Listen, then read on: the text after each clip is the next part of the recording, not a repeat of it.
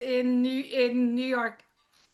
Yeah. Well, that's why Dolores, it's a, sorry, Dolores, before we get started, Sam Dubé has asked me to say hello to you. Oh, wonderful. Give him my very best. Give I him my will. very best. And I will. thank you. Thank you. And Heiko's been trying to contact you, and I said you're busy. Well, I came to Ireland to see you, Dolores, and I couldn't see you. I saw Jerry. I was No, dealing with no. Jerry. He had to make do with me. No, And I'm just in Jonathan second came on place. as well. I'm just in second place. And Jerry and I met in the last week or so. There's an amazing Right. doctor, Dr. Marcus de Bruin. And Yeah, Marcus is a good guy. Yeah, Marcus is a it was great guy. amazing. Yeah. Mm. All right, everybody. Well, it's wonderful to see you, Dolores, and it's been a while, but these days time goes very quickly, and all I say to everybody is just shift your perspectives. I'm going to ask you a key question at some time, Dolores, because I'm planning on living till I'm 125, and so I just want you to confirm that my thinking is correct. I'm only 72, so I was planning 140, but now I think we have to maybe live a little bit older. excellent. Excellent. I'm delighted to hear it. All right, let's get this show on the road, everybody. Welcome to Medical Doctors for COVID Ethics International. And today's meeting, this community was ignited nearly 4 years ago by Dr. Stephen Frost, a Welsh radiologist with a passion for truth. As a seasoned whistleblower and activist, Stephen founded this group to champion truth, ethics, justice, freedom, and health in the face of global challenges. I'm Charles Kovess, your moderator and Australasia's passion provocateur. In my red jacket, the colour of passion, to spark your passion and enthusiasm. And I point out that the etymology of the word enthusiasm comes from two Greek words, en and theos, meaning inside God. So when you are enthusiastic, you are as if you are in the mind of God. At this time, we also remember Rainer Fulmich, a true fighter for truth and ethics and freedom, who is unlawfully incarcerated in Germany. Any of you that can shine a light on this injustice and to help Rainer and spread the message about Rainer Fulmich and this unlawfulness by the German government is requested to do so. After 20 years, he's a lawyer, and I too was a lawyer. And after 20 years as a lawyer, I shifted gears 32 years ago. And for the past 14 years, I've guided parents and lawyers in addressing vaccine injuries and medical failures. As chief executive of an industrial hemp company, I'm driven to innovate and advocate, and I'm also driven to rescue Ireland from a punishing up to 26 billion euro penalty for not achieving its mandated net emissions. So hemp is the solution to anyone struggling with net emissions, regardless of what you think about that whole concept. Hemp is the answer. This group is a dynamic blend of voices, doctors, lawyers, homeopaths, journalists, scientists, filmmakers, professors, peacemakers, and bold troublemakers like Jerry Waters, hailing from corners of the globe, united in pursuit of truth. Many of us once viewed vaccines as benign. Now many of us wear the badge of passionate anti-vaxxers with pride, awakened to new realities. First timers, you're warmly embraced. Introduce yourself in the chat, share where you're from, and let's connect. Got a podcast, book, newsletter, or show? Drop the links in the chat so we can amplify your work and stay connected. We're in the thick of a global struggle that we call World War III, with medical and scientific battles among 12 fronts. The spiritual battle is another battlefront. 5 years into this fight, with more to come, there's no room for weariness. Stay strong, stay healthy. Science, we know, is never done. It thrives on challenge and inquiries. Some here believe in viruses, others see them as fiction, and many are still exploring. All views fuel our dialogue.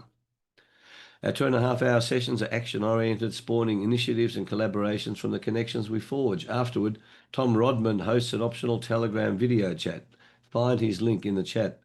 We'll hear from our guest presenter today, Professor Dolores Cahill. We call it Carl in Australia, Cahill, I think, in Ireland. I don't know, what else do they call it? Cahill in Ireland. Yeah, Cahill and Kale in America.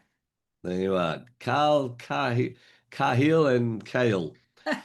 So we'll hear from Dolores, followed first, for as long as she wishes to speak, followed by Q&A. As per tradition, Stephen Frost opens the questioning for the first 15 minutes. Raise your hand via the reactions tab to join in. This is a free speech haven, appropriately moderated to keep ideas flowing. Free speech is our weapon to safeguard human liberties. If something offends you, own it.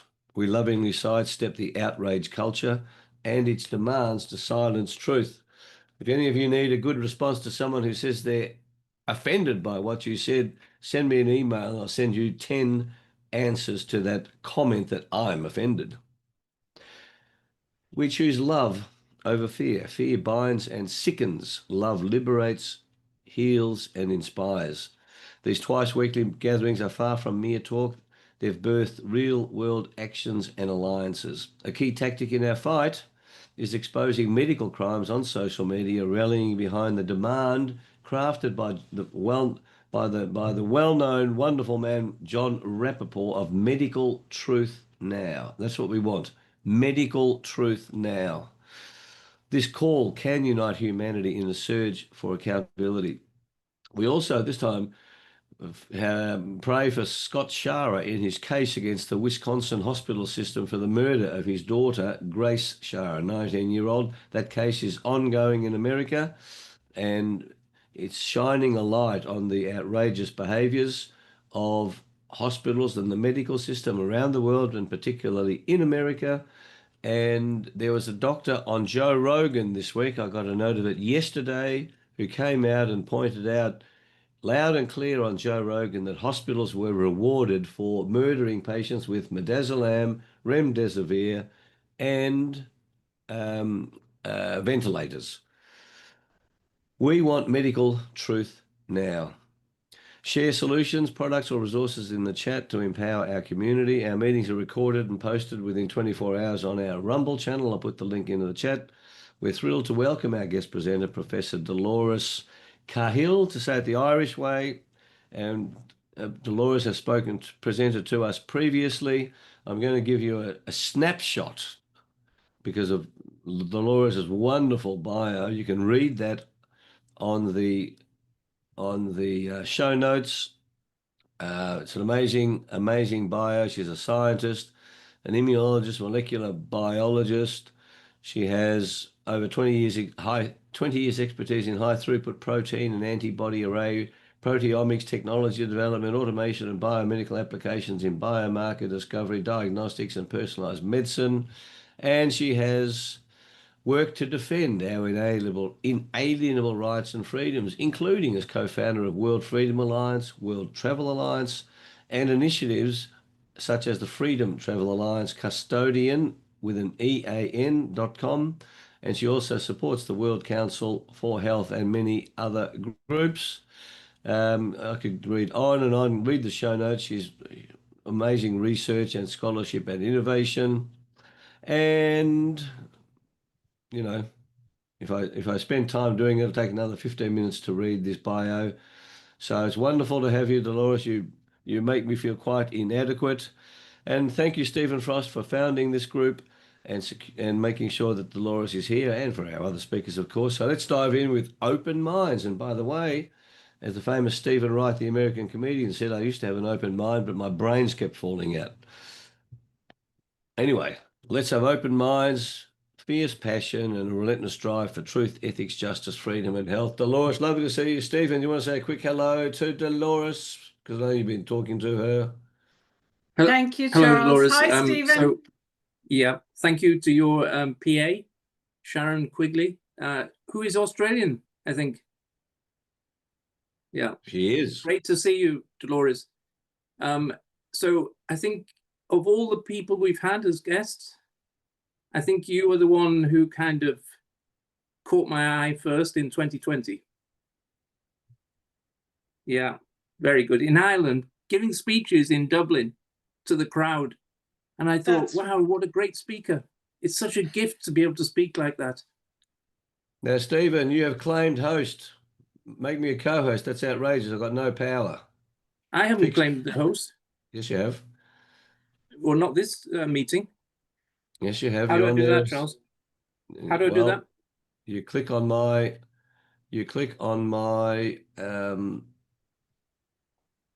you click on the 3 buttons on me. 3 dots, yeah, the 3 dots. And make co-host.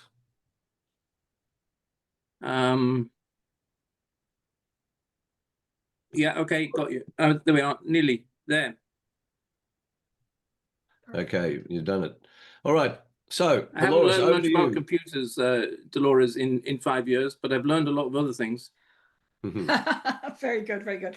Well, first of all, I'd just like to thank for the invitation and for Steve for inviting me and for the wonderful introduction, Charles. And I'd just like to compliment everyone who are still here on the Zoom calls and who are resilient and are still enthusiastic enough to keep going. So my deep gratitude to Charles and to Stephen and Dolores, everyone on here. Dolores, we thought the best way to counter all these cults was to form a cult of our own. I'm joking. Exactly. Exactly. And then I just want to recognize that Jerry Waters is obviously on the line and that there are many, many wonderful people on the ground in Ireland. And I think a special thanks to Sharon Quigley, who's all the way from Australia, who helped us and has been helping me behind the scenes from the beginning. And then people like Jerry Waters and Dr. Marcus de Bruin and Dr. Anne McCluskey as well, who was there supporting Marcus de Bruin. And they have taken away his license to practice, and he is challenging the Irish Medical Council, and I admire him. And I offer to support him and in any way that would suit him. And then I've been working behind the scenes as well in Ireland for the last few years. And to mention Melissa Kelly, and the network of people around Ireland who are essentially challenging and holding the system to account behind the scenes. So we're kind of paving the way for what will emerge in the years to come. So just to say, maybe I was only going to talk for maybe 10 minutes, if that's okay, Stephen and Charles. And then Absolutely. I thought this might be an opportunity because I know a lot of people have questions for me, particularly for things that I said and stand over in the early years. So I'm very happy to just give my little overview for literally 10 minutes. And then I'm happy to, steer the conversation in future plans, holding people to account, detoxing, clinical trials, whatever people would like to ask, and of course, led by Stephen. So just in the first 10, yeah, is that okay? Is that format is okay? Yes, that's absolutely fine. Yeah. And we'll try our best. And I encourage people to think of questions now rather than wait till later, and so that we can see that there are people who are actually interested in the guest who want to ask questions and have managed to overcome their shyness or whatever. And if they want to, they can just type them in the chat as well, because I'll mention it briefly in the introduction, but I think from my, I have been to 20 countries in the last 2 years or so behind the scenes and networking.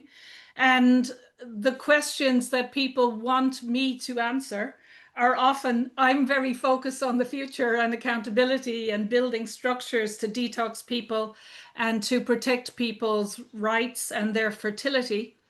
But my learning has been that people have different questions for people like me, which I'm very happy to answer. So I think what I would say is the future, I think, is extremely bright. And I think what's very important is that if we have even a fraction of our countries, less than 1%, we can actually turn the whole system around to have in our countries the best education, the best symptomless population, that the way they were, 30 years ago, and that we will have local elected, whatever they're called, councils, where things like housing lists and homeless people in relatively small regions can be overseen by people who stand for election and perhaps do that work voluntarily. And that is the way the system was in Ireland up to the 1980s and 1990s. And I've been mentioning what I'm going to mention. This book is Behind the Green Mask, which is a very easy book to read by Rosa Corey, Behind the Green Mask. It's freely available as PDF. And she wrote that book over 10 years ago. And she was a planner in America, and she essentially uncovered the plans, as we all did decades ago, which is essentially the United Nations Agenda 21. And that agenda is in chapters. So each decade is a chapter. Agenda 2020 is a chapter of Agenda 21, Agenda 2030, Agenda 2040, Agenda 2050. And she wrote that book so easily, it's almost available for a child to read, that she outlines what's going to happen. But the solution is that local people get together and just attend their local school or their local council. And I know sometimes I think the solutions are so simple that many people are kind of frozen in fear. And that is kind of the design of the whole system, including Agenda 21, is to make each of us individually feel that there are hardly any solutions, and that even if there was solutions, that not a few people in a town or in a village can make an impact. And that is the exact opposite of the truth. Now, one of the things that I've been studying for many years is that there are independent systems of communication and of selling around the world that are free, have 20 million users on them already individually, and do need electricity. But other than that, it's like a parallel internet system. And I've been researching that and going to conferences about that for 15 years. And I've also spent the last 2 or 3 years within my network sitting down with a couple of thousand people to essentially put them on that system, which is essentially free. And that those platforms are alternative communication, alternative internet, and also payment mechanisms. So those kind of systems would be ideal if you say write a book in the outback in Australia, or you're a farmer and you want to sell, oranges or tomatoes or eggs. The cost for a transaction is about 10,000 transactions for a penny or a cent. So essentially the payment system is micropayments. Of course, you still have to post, or somebody has to come and buy the product. So that means that if you have alternative health solutions or health products or micropayments, and it also means that about half of the world is not banked, and that with these systems, you do need access to this system, and you can get it through any kind of internet device, so a mobile phone. So essentially one of these would provide the whole banking system, because you can put 5,000 users on the one mobile phone, and it is encrypted. So I'm just trying to really say the solutions are very straightforward. And then there are a number of groups of people. So there are groups of people which I'm very grateful to, the people who watched my videos over the years, and the people who came on to the Zoom calls. And many people I meet think that they haven't done that much, but just watching our videos meant that people like me and many scientists and people who spoke out got to get thousands of views, so that we actually met the algorithms in order for our message to get out, for people to at least make informed consent decisions for themselves and their loved ones. So I think people shouldn't underestimate the power of just participating in Zoom calls and encouraging us and going to rallies and just watching videos. Not just watching videos, but that's actually very powerful. And that was really pivotal for everything that I've done since 2020. So I'm very grateful, and as well as the people who come on the Zoom calls. But then within us as a freedom group, there are people who, if somebody comes up with something that you want, say if it's a phone that they can't censor, or if it's a detox protocol, or even if it's a candle or a birthday present from someone who's using an alternative payment method, or they're just are time rich but money poor, and are making something, that you can choose to buy those books or buy those candles or birthday cards from freedom-loving people, or of course produce from farmers that are trying to produce the healthiest food possible. So someone listening to this, you do have power in where you choose to spend your money.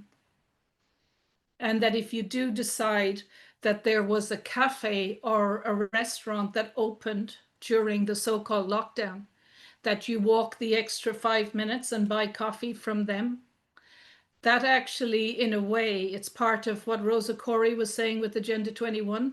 It's those very simple choices and those very local networks is a way that we can, as a worldwide community, ensure that we're not alone in our smaller communities, and that if there is a farmer who has decided to make the healthiest food that he can, that if you support him or her, and then you also say, well, maybe you could gift, or support that farmer in a little bit more vocal way, or encourage them to maybe have their produce in your local butcher. They're the very simple steps. And then the other steps that I'm working on, and I know people like Dr. Anne McCluskey and many of our network are, that including myself, we've actually either established or renovated event spaces for hundreds of people. And what my thinking is that it's not for me to decide what the events will be and what people are interested in. And Dr. Anne McCluskey has also renovated essentially what could be an event space or a health hub, the same as my event space.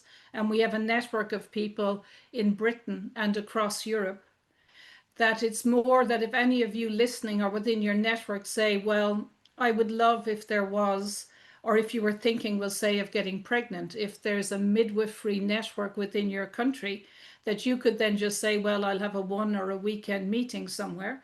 And then there are event spaces that we would say, well, we'll host it for you, we won't cancel.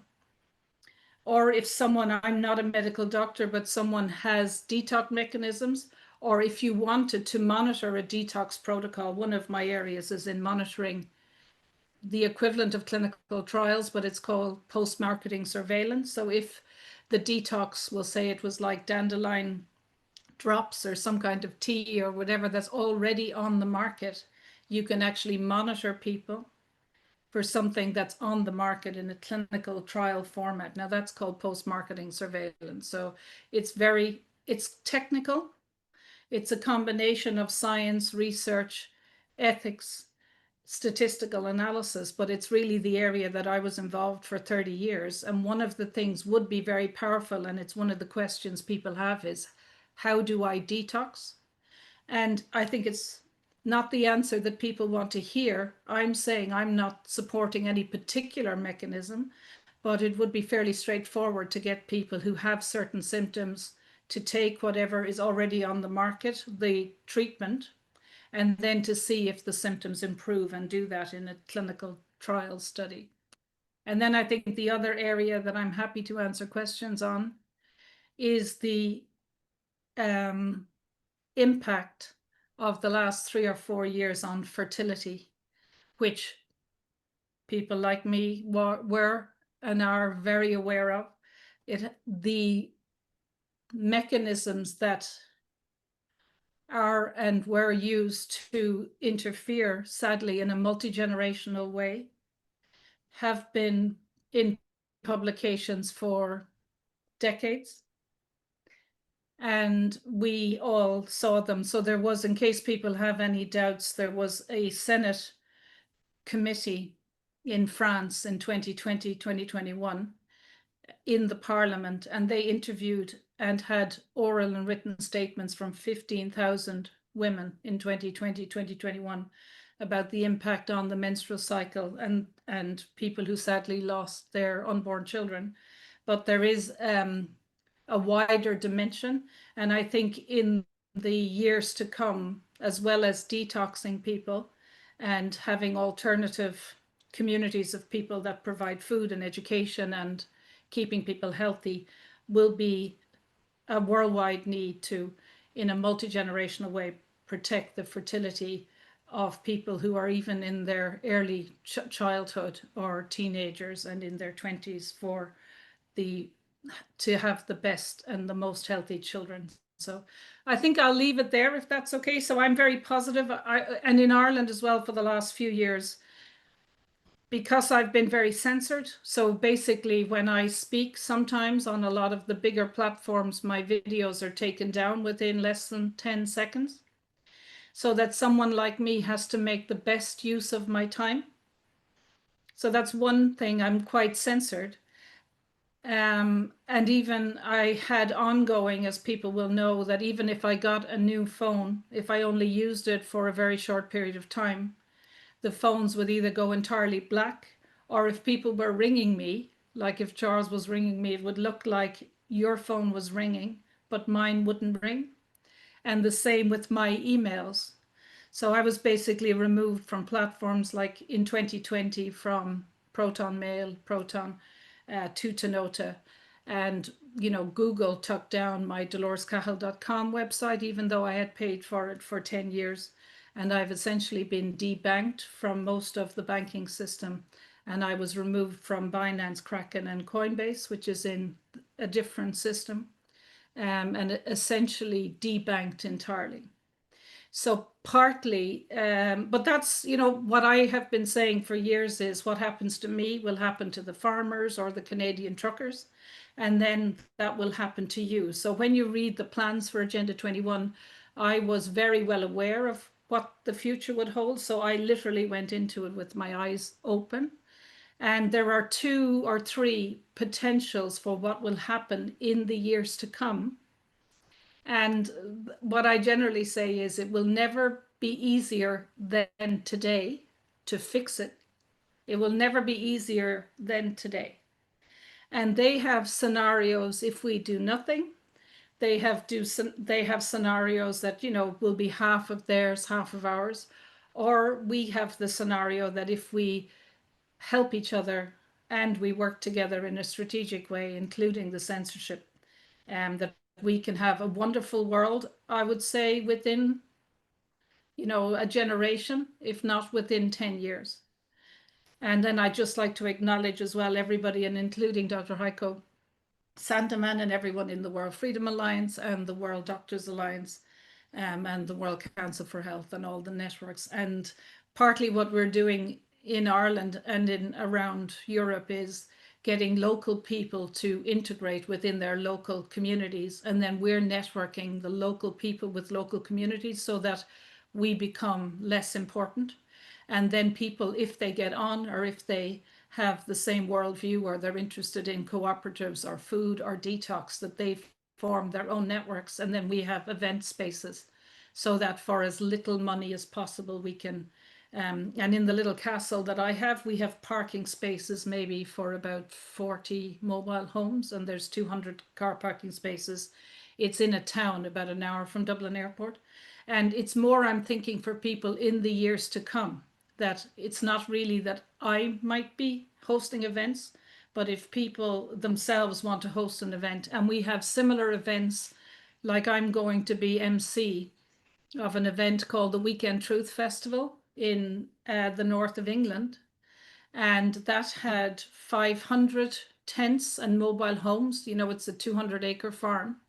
And there was about over 1,000 people last year. And Sky News came, and it was 1 hour talks from, we'll say, 9 in the morning until 9 in the evening, all the key people all over the world, and went on for Friday, Saturday, Sunday, and was an amazing event of over 1,000 people. Last August, it was around 24th, 25th, 26th, and that event is on, and Kate Shamarani will be hosting it as MC, and I will be also co-MC. So just, but I guess what that event is to showcase people who have printing presses, have courses that they want to do, have books. It's at this stage, it's for us people with networks to try and promote and facilitate people with solutions, and that even if there is censorship and debanking, that we work together. So that's it. That's really all I'd like to say, and I'm very happy to get any comments or feedback and answer any questions. Dolores, what a wonderful, wonderful introduction. And thank you so much for sharing your truth. Now, I've got two questions while Stephen gets ready for the first 15 minutes. The hands will come up and we've got great opportunity to ask you key questions. On the detox protocols, I've mentioned Carrie Marday here, and I interviewed her 2 weeks ago on the tetanus shots and how they attack fertility. So that's worth noting, everybody. Never take a tetanus shot ever again in your life. Now, we talked about longevity and you mentioned electricity. And I want everyone here to understand, I've mentioned it numerous times, but because we have this, slightly shifting population, the repetition is the key to learning. So there's three keys to learning. One is desire, two is an open mind, and then three is repetition. Now, I want to show you a chart. I recommend all of you to study this chart. I'll put it up on the screen. And it's very relevant to Behind the Green Mask book that Dolores was mentioning. And I'll put this link into the chart. And you can see here, Dolores, I don't know whether you've seen this. This is from Hans Rosling in Factfulness. And this chart shows life expectancy on the left column and income per capita on the right column, GDP per capita. And the point is that the higher the GDP, the longer is the life expectancy. And then this magnificent chart, you can click on each one of these colors. The colors represent different continents. And the two big red ones are India and China. And the reason why I'm showing you this chart is this. Your life expectancy is related to the GDP of your country, broadly speaking, and the foundational difference between high and low GDP is electricity availability. Electricity is the foundation between rich and poor. The more electricity you have, the longer the life expectancy, hence the attack on energy sources to make energy unaffordable and unavailable, which is happening in Australia, this whole game of net emissions. So I point that out, GDP and life expectancy. And so the second question I have, Dolores, before Stephen starts is, in Ireland, how are the authorities leaving you alone, Dolores? Or are they, you've told us that you're being deplatformed. And by the way, there's a Freedom Festival in Australia at the end of August in northern New South Wales, similar model. And I hope you've put the link, someone will put the link in. Someone has put the link to the book, Behind the Green Mask. You can download it, everybody. I'll put the Gapminder, that's called Gapminder, chart link into the chat. But Dolores, are the authorities harassing you in Ireland is the first question, and then we'll go to Stephen. That's really good. And thank you for that about electricity. And in Ireland, it was built in the 1930s. They had a reservoir where they would, in the nighttime, pump up. It basically supplied about a third of the country with electricity, and using water. The water would be pumped up. It was a mountain where they actually made an artificial reservoir at the top of the mountain, and the water would fall down through the turbines during the day, generate electricity, and then the turbines would pump up the water to the top of the mountain. And that worked from the 1930s all the way. And of course, it was shut down in the 1990s. So just with one hill, we were able, on a completely environmentally friendly, sustainable way, produce electricity essentially for free, which was shut down. Now that is still there. The turbines are still there. It would be very easy to use. So I think that's the kind of thing when it's wonderful that you said electricity is obviously a game changer, because especially if you have cold winters, and it keeps the elderly, because a lot of the time, particularly in England, people don't have enough to heat their homes, and then they have a lower quality of life and life expectancy or whatever. But just to say that in the 1930s, we had this recyclable water system in one hill.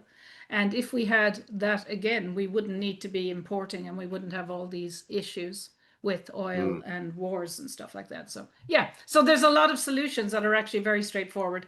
And then the second question about me and my personal situation, which I tend not to talk about that much, if that's all right, because it's not really about, well, you know, it's not really about me as such, because a lot of the time they do things in order to intimidate other people, you know, so it's not a great message. And I was listening. So I think the people, I did an interview with Stephen Yaxley, so Tommy Robinson, deliberately about 2 years ago, because I'm a free speech advocate. And I was just listening yesterday to an old interview about a year ago with Andrew Tate.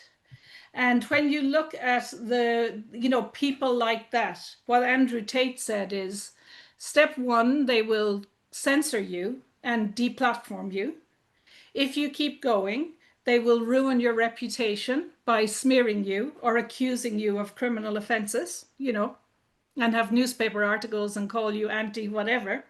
And then the third stage is that they will imprison you, right? Which they have done to Stephen, to Tommy Robinson. So I guess what people need to, so if I'm going to just briefly say what's been happening to me, I just want people to see it in a strategic process. You know, so partly why people like me, who knew what was going to happen, was very honored to get the platform, because I wasn't on social media before 2020, so that I was ready for whatever was to come. Whereas other people who are like beautiful medical doctors who don't really know what's ahead of them, they were rightly shocked by, you know, they can literally throw in the same year maybe 20 different things at you. So those different things would be accusing you of gross misconduct, stopping your bank accounts, having the tax authorities investigate you and say you owe them, the tax authorities, 10 years equivalent of income. You know, your mortgage bank telling you you have to pay off your mortgage within the next 2 weeks, otherwise we'll take your home. Right? So all the various things that happened to me, I just want everyone here to be aware that they have about 15 different ways of attacking anybody. It's part of like a play, you know, it's like a play, it's like a dance. So if you decide to go on stage, I thought Andrew Tate said it very well. If you go on stage, they'll censor you, like they take down my videos or whatever. Then they have the smearing articles, which is then if you're sensitive to your reputation, or if you have your license taken away, you literally cannot get an income, like they did in 2020 with Dr. Marcus de Bruin. Or they accuse you of criminal offenses like they did with me. And for people like Dr. Anne McCluskey, she had been retired. She went back to volunteer in 2020, you know, because she's an amazing doctor. And then she found out that there was no patients in the hospital, and then she spoke out. But they accused her, we'll say, of criminal offenses for speaking and traveling. And last year she was put in prison. She was arrested in Derry in Northern Ireland. But what's very interesting with Anne is, now of course I admire her, you know, hugely. She's a wonderful woman, and she obviously grew up in what we euphemistically call the Troubles in Northern Ireland. Only Irish people could, you know, call what happened. We had a little bit of trouble, but within 2 days 30,000 people had said, oh, Dr. Anne McCluskey is in prison. I think it was Tuesday. And 30,000 people were going to turn up on the Saturday, like 4 days later in Derry, to support her. So the prison authorities essentially pushed her out of the prison. You know, she was quite happy there. All the female prisoners were. So I just want to say that that is the strategy. But what Andrew Tate said was that if you keep pushing, then you will, or your family or people very close to you will be affected with accidents or a stroke or whatever, you know, a car accident, you know, that's the next stage. And then you're gone. So what I've been doing for the last 3 or 4 years, since it's a dance, right? And of course you do have to, if you're at a certain level, not be afraid for whatever is going to come. So my attitude would be that you're only going to die once. And if you decide, well, I'm not going to live in fear of that, whatever it happens, then that is one of the major controlling factors they have on everybody, the fear of dying or the fear of, being in an accident or whatever. So just to put it in the context, so what I call it is not poking the bear. So, when you do this dance with the system, there are good people in the system doing bad things. And they often, when you're traveling, can make it known, if you're going to be at an event anonymously, that, it's a fine line. And if you carry on, you probably won't be here next Christmas. Do you know what I mean? And that's, we in the network, we know many people who have done that dance, and many people have said, no, I'm going to carry on. And they write their obituaries and they send them to us. And they then, sadly pass away within days or weeks or whatever. So I'm just saying that whatever has happened to me, it's in that context. So like when I have done things on my network, we have got messages that 3 people will sadly not be here within a day or within a week. And that happened to me twice in 2024. Where 3 people in my network. Yeah. So I'm just saying. And so, of course, when that happens, I can't control who it is. I just get the phone calls. I go to the funerals. But usually they're people who have independently spent years doing something, and they are aware of what they're doing. And it's just a matter of the system deciding whether it's me they're going to take out, or people within my network, in all kinds of ways to prevent us, especially if we're effective. So I've had,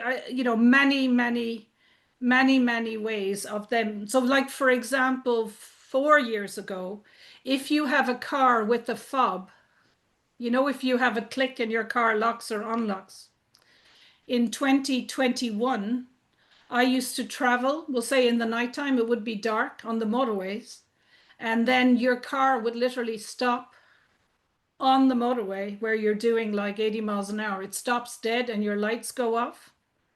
And then you're just stuck there for however long. So that because there's no lights on, if a truck was coming, they would hit into you and they wouldn't even know, you know what I mean, until the crash happened. So that's the kind of, so that happens. That's the kind of system. So then, of course, for someone like me, you're very careful if you have your family members in the car, because that's kind of a warning. Or else there's more public warnings where the undercover cars would surround your car on the motorway in the nighttime, force you off the road, and then give you whatever message they want to give you, and then you go back on again. So anyway, that's the kind of dance we have with these people. And then I think they took 10 accusations against me in England and in Ireland. So in England, it was first of all up to 6 months in prison, and the second accusation was up to 10 years in prison. So both of those were related to me volunteering and being the organizer of the Trafalgar Square. The first one with Kate Chamarani in July, and then the second one was in August, and then we did one in September. So I got a message before that they were going to put me in prison and that they had upped it up to 10 years. And then in Ireland, it's either 9 or 11 criminal accusations to put me criminal in the Central Criminal Court, to put me in prison for 6 months each. They are either for traveling, like to the Customs House in 2020, or just for generally traveling home through Dublin Airport. Now I have, because I do know a little bit about the law, well, I'm learning, right, and the legal system, I use them to give me standing to get challenging the system. And I have never been handcuffed and never been, went into the courts. I wrote to the system, and including the Supreme Court in both countries, to produce the autographed by a judge warrants, because any judge who would put his name to a criminal accusation for speaking and traveling is this criminal malfeasance 20 years in prison for any High Court or Supreme Court judge in England. So in a way, that's a kind of a game of chess. You can only get High Court judges and Supreme Court judges in Ireland and England into that situation if they commit the crime of making an inalienable right, like the right to life, travel, speech, a criminal offence.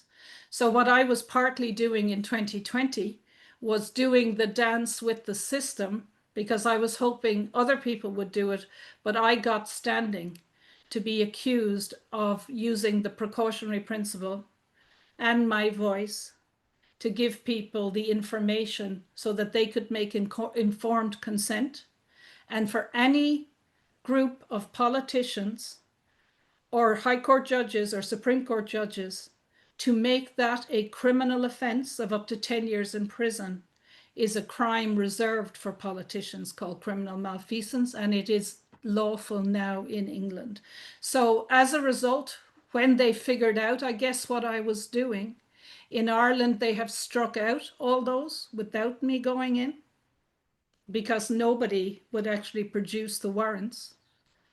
And the same they're not struck out, but they have not been followed up in England.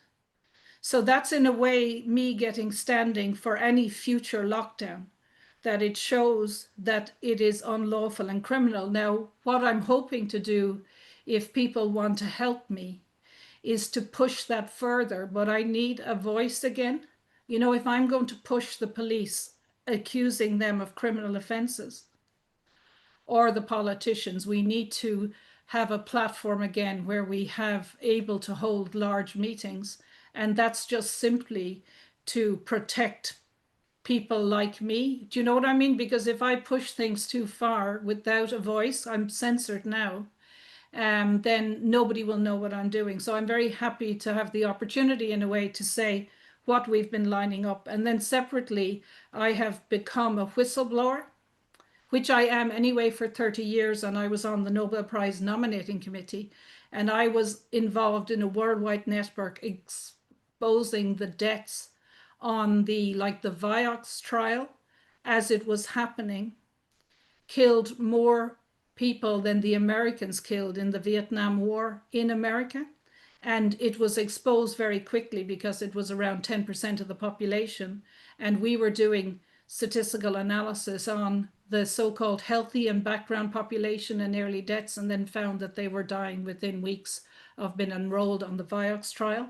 And the Vioxx drug was removed in September 2004.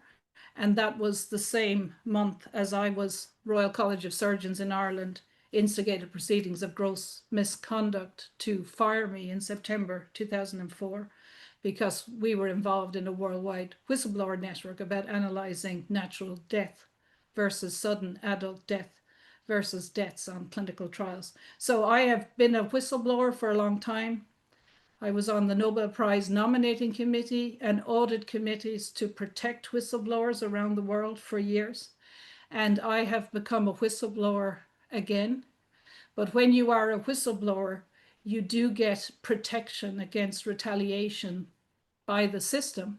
So that if I do progress some of the standing that I'm doing against the holding the medical councils and the elected politicians and within the so-called judicial system and police, then I will need people to realize that there may be further retaliation. And then if other people have events, that it would be helpful for me people can write to me, because everything that my voice and my phone is interfered with, but people can write to me and then I can turn up in an event.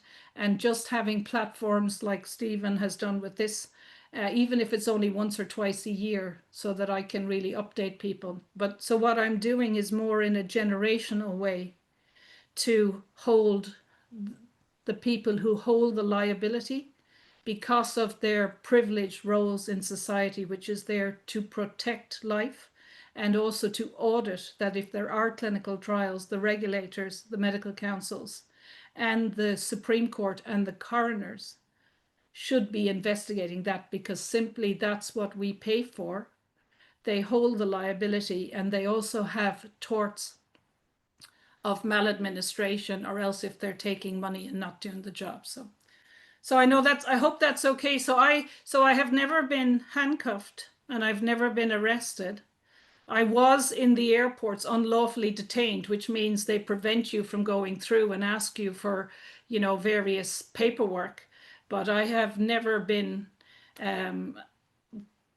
assaulted or handcuffed or detained in that way or gone to prison. But of course, maybe 10, 20 times, 30 times, I have had multiple police banging on my door, and they have assaulted people in my house and also young children in my house, multiple, you know, trying to serve warrants or trying to serve summonses in 2020, 2021. So outrageous kind of behavior on behalf of the police. But I think now, you see, if you knew, like I had studied the first COVID in 2002-3, and when you know the agenda is for the police to be extremely aggressive and confrontational, and that when they're all doing it, they kind of, there's a general zeitgeist, you know, in societies of aggressiveness.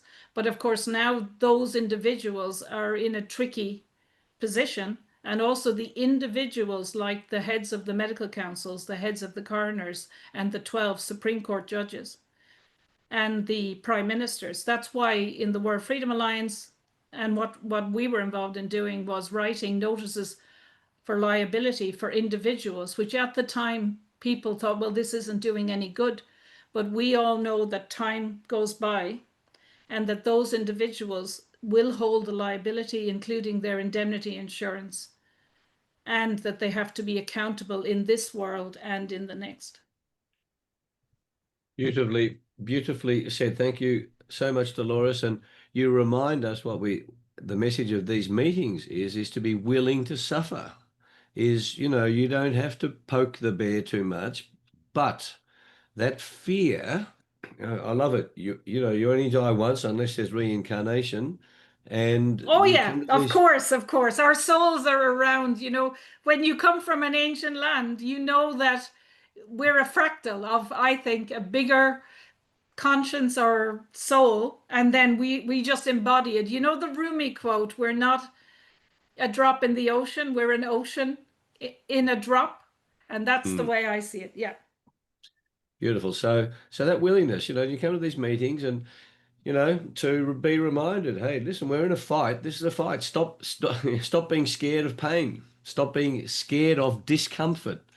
So, Stephen, so thank you, Dolores, for answering Thank you, those Charles, so beautifully. and for all you do. Thank you. Thank you. All right, Stephen, the next chunk of time is for you. So, Dolores, you were talking about whistleblowing. I think whistleblowing is extremely important. If you want to solve things, you need a whistleblower, ideally.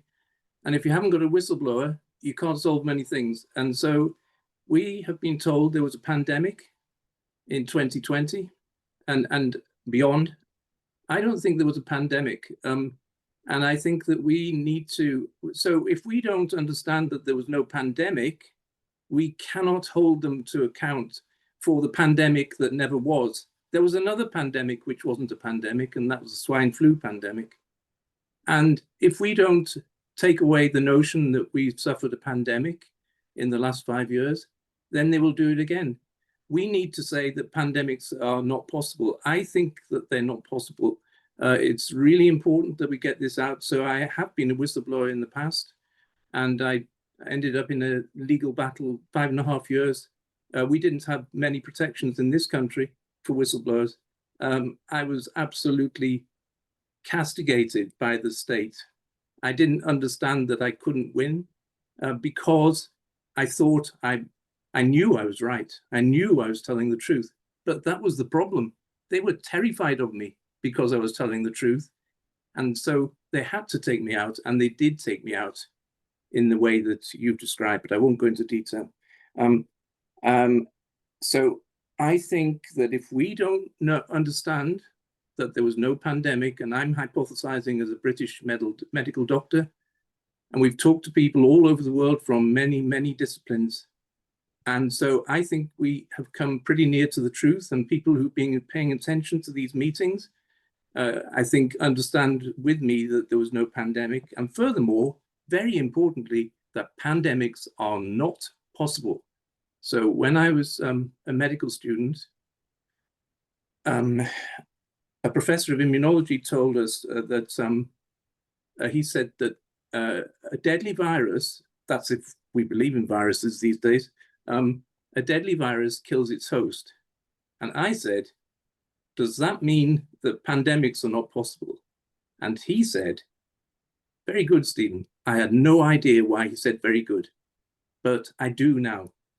I think I understand. They took out the immunologist and they replaced them with virologists. And that was the construct. And the virologist's first success was HIV is the cause of AIDS.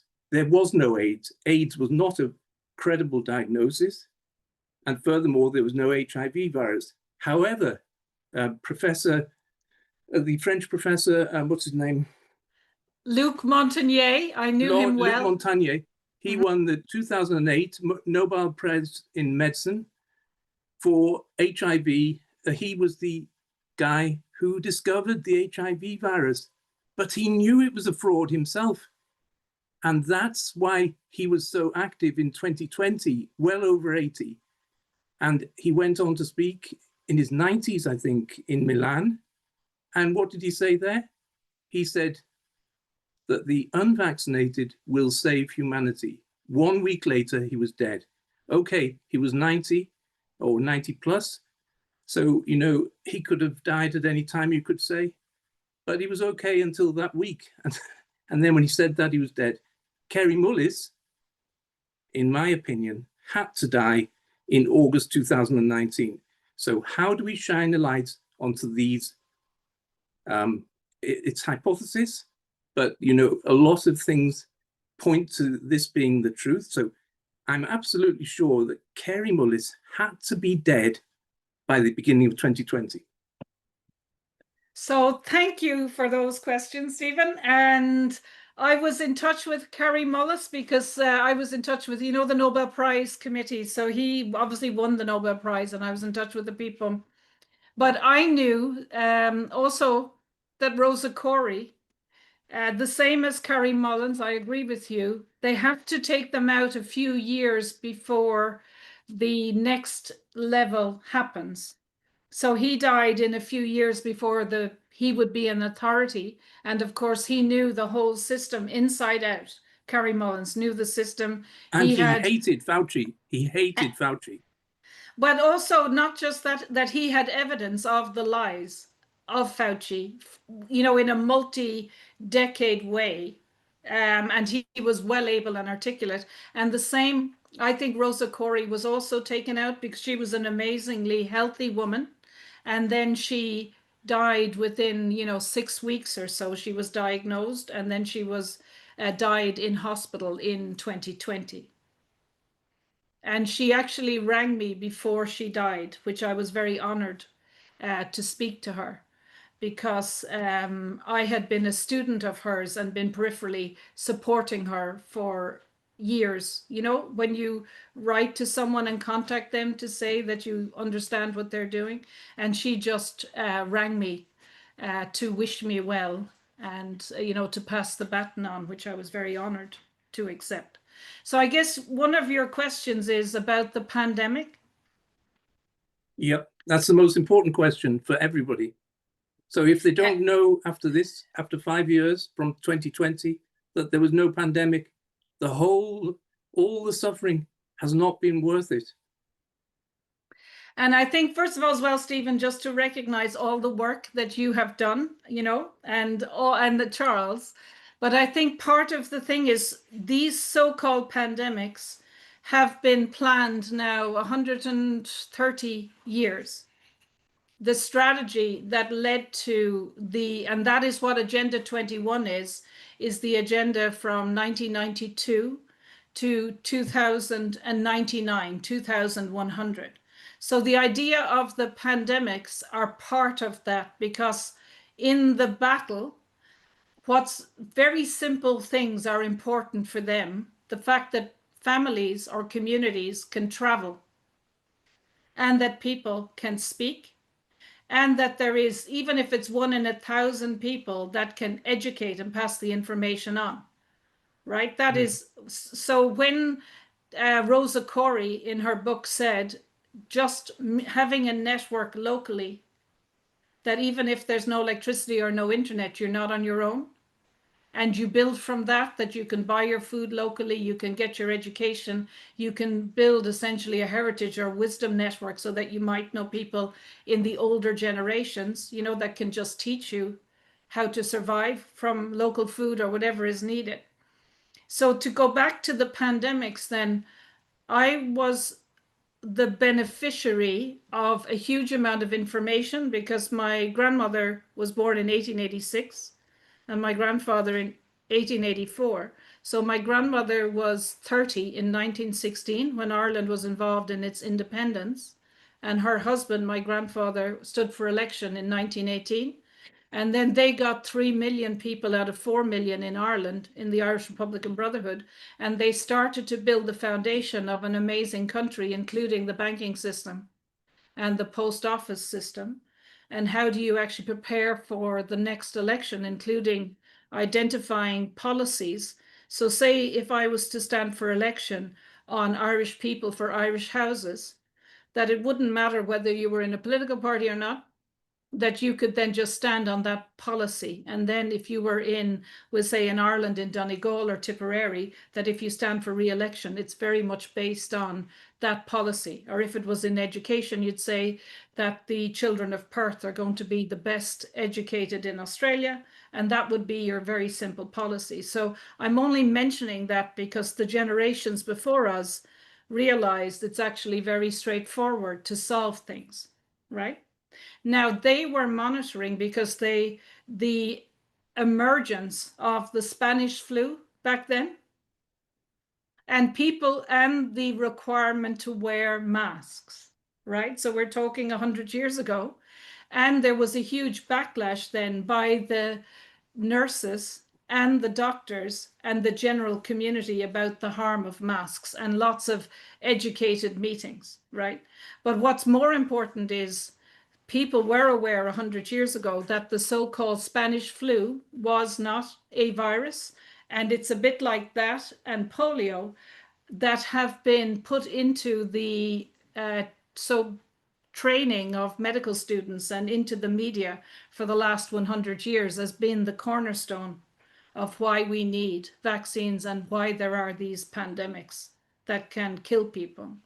And an excellent book is by Suzanne Humphreys, if you know her. And what she's done is historical works that in Britain and Ireland, she has taken all the living and death statistics, particularly from the 1910s to the 1990s, which basically shows that people were healthy in those years, cognitively healthy, high fertility, very few symptoms. And the deal breaker was having access to running water and electricity. And a lot of the time when the health system or the medical system said that a vaccine reduced the adverse events or the diseases, that it was actually 10 years later, nothing to do with the vaccine, that a lot of the symptoms, we'll say like scarlet fever, disappeared even though there was no vaccine. So partly the vaccine and the pandemics are connected because they have to say there is a huge increase in death and then come up with whatever they are saying is the causative agent, whether it's flu or AIDS, HIV, and then produce a vaccine and then decide that if we haven't got a vaccine, we have to lock down the world. So because I was aware of that, and I won't mention it, but my family, just in passing, Merck Sharp and Dome set up a facility with an incinerator in a valley where I grew up in the 70s. And a farmer, John Hanrahan, took a precedence case and lost it in the lower courts, lost in the High Court and Supreme Court from when I was about 7 years old to when we were 21, all through my childhood. And we were one of the small families that supported him. And we got huge pushback from journalists and financially, reputationally. And I decided to go in to do science and medicine back when I was 21, because I saw how the arms of the state and the police attacked my neighbor, a farming family, but eventually they won in the Supreme Court in Ireland a precedence case of farming families winning against the pharmaceutical industry in the Irish Supreme Court. So when I went in to develop my technologies, it was specifically to counteract what happened in the decades to come.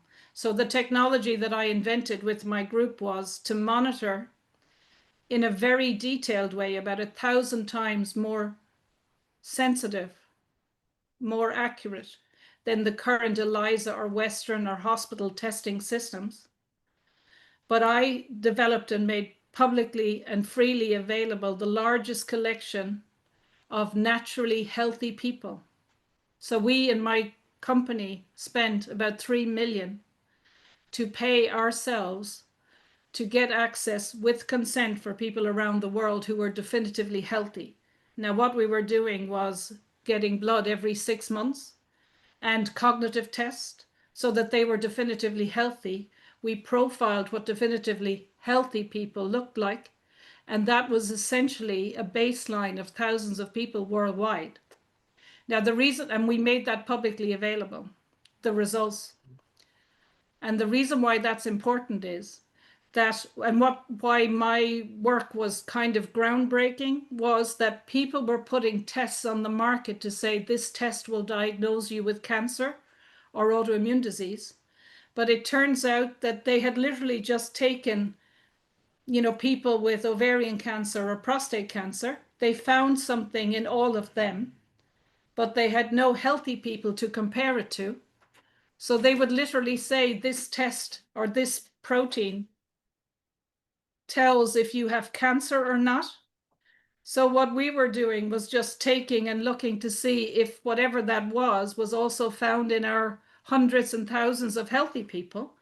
And when it was also found in healthy people, I was then with my company involved in challenging the regulators and the pharmaceutical diagnostic industry to take the test off the market. Because when you look into how they designed the test, they only took with people with cancer, but essentially the tests were fraudulent. Do you get it? So part of the machine is that they have these screening programs, and the man who invented the prostate-specific antigen test for men, about a year or two after, he realized the test was wrong and fraudulent, and he spent the rest of his life trying to take the PSA test off the market, which they're not doing. And he said that for 1,000 men diagnosed with PSA, only one will die from prostate cancer. So the same thing as the pandemics is that if they're going to force people or interfere with people's health, they have to diagnose them with the test.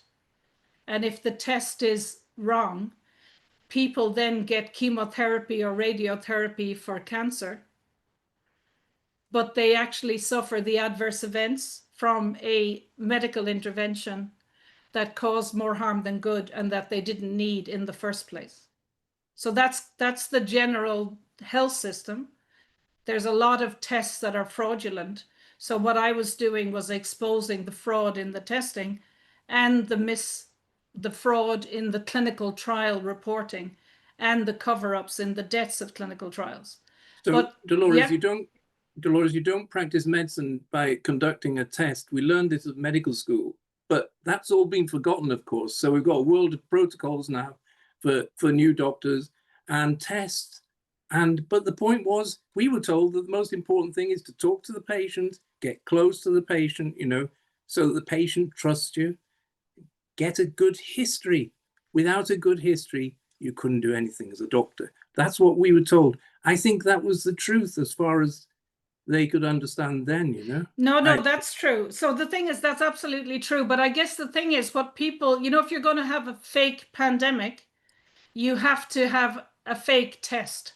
Absolutely. Yeah. And So that's why, so to explain to people watching the video later who don't understand this, so Kerry Mullis had to die in August of 2019 because he was the inventor of the PCR technique, which was used as the basis, the fraudulent basis for the PCR test. And the cases, so to have a pandemic, you need cases. And if you haven't got cases, then you haven't got a pandemic. So, but there are other reasons why. Yeah, exactly. So maybe just to go back then on the pandemic, which was the real question. Yeah. So 30 years ago, we were monitoring the deaths in the world, you know, my group, because when you know it's coming. And so back in 2002, 2003, that time, it turns out they were causing huge deaths, 10% of the population, from the Vioxx trial. Right? The sudden adult death, the Vioxx trial, there was a huge increase in deaths.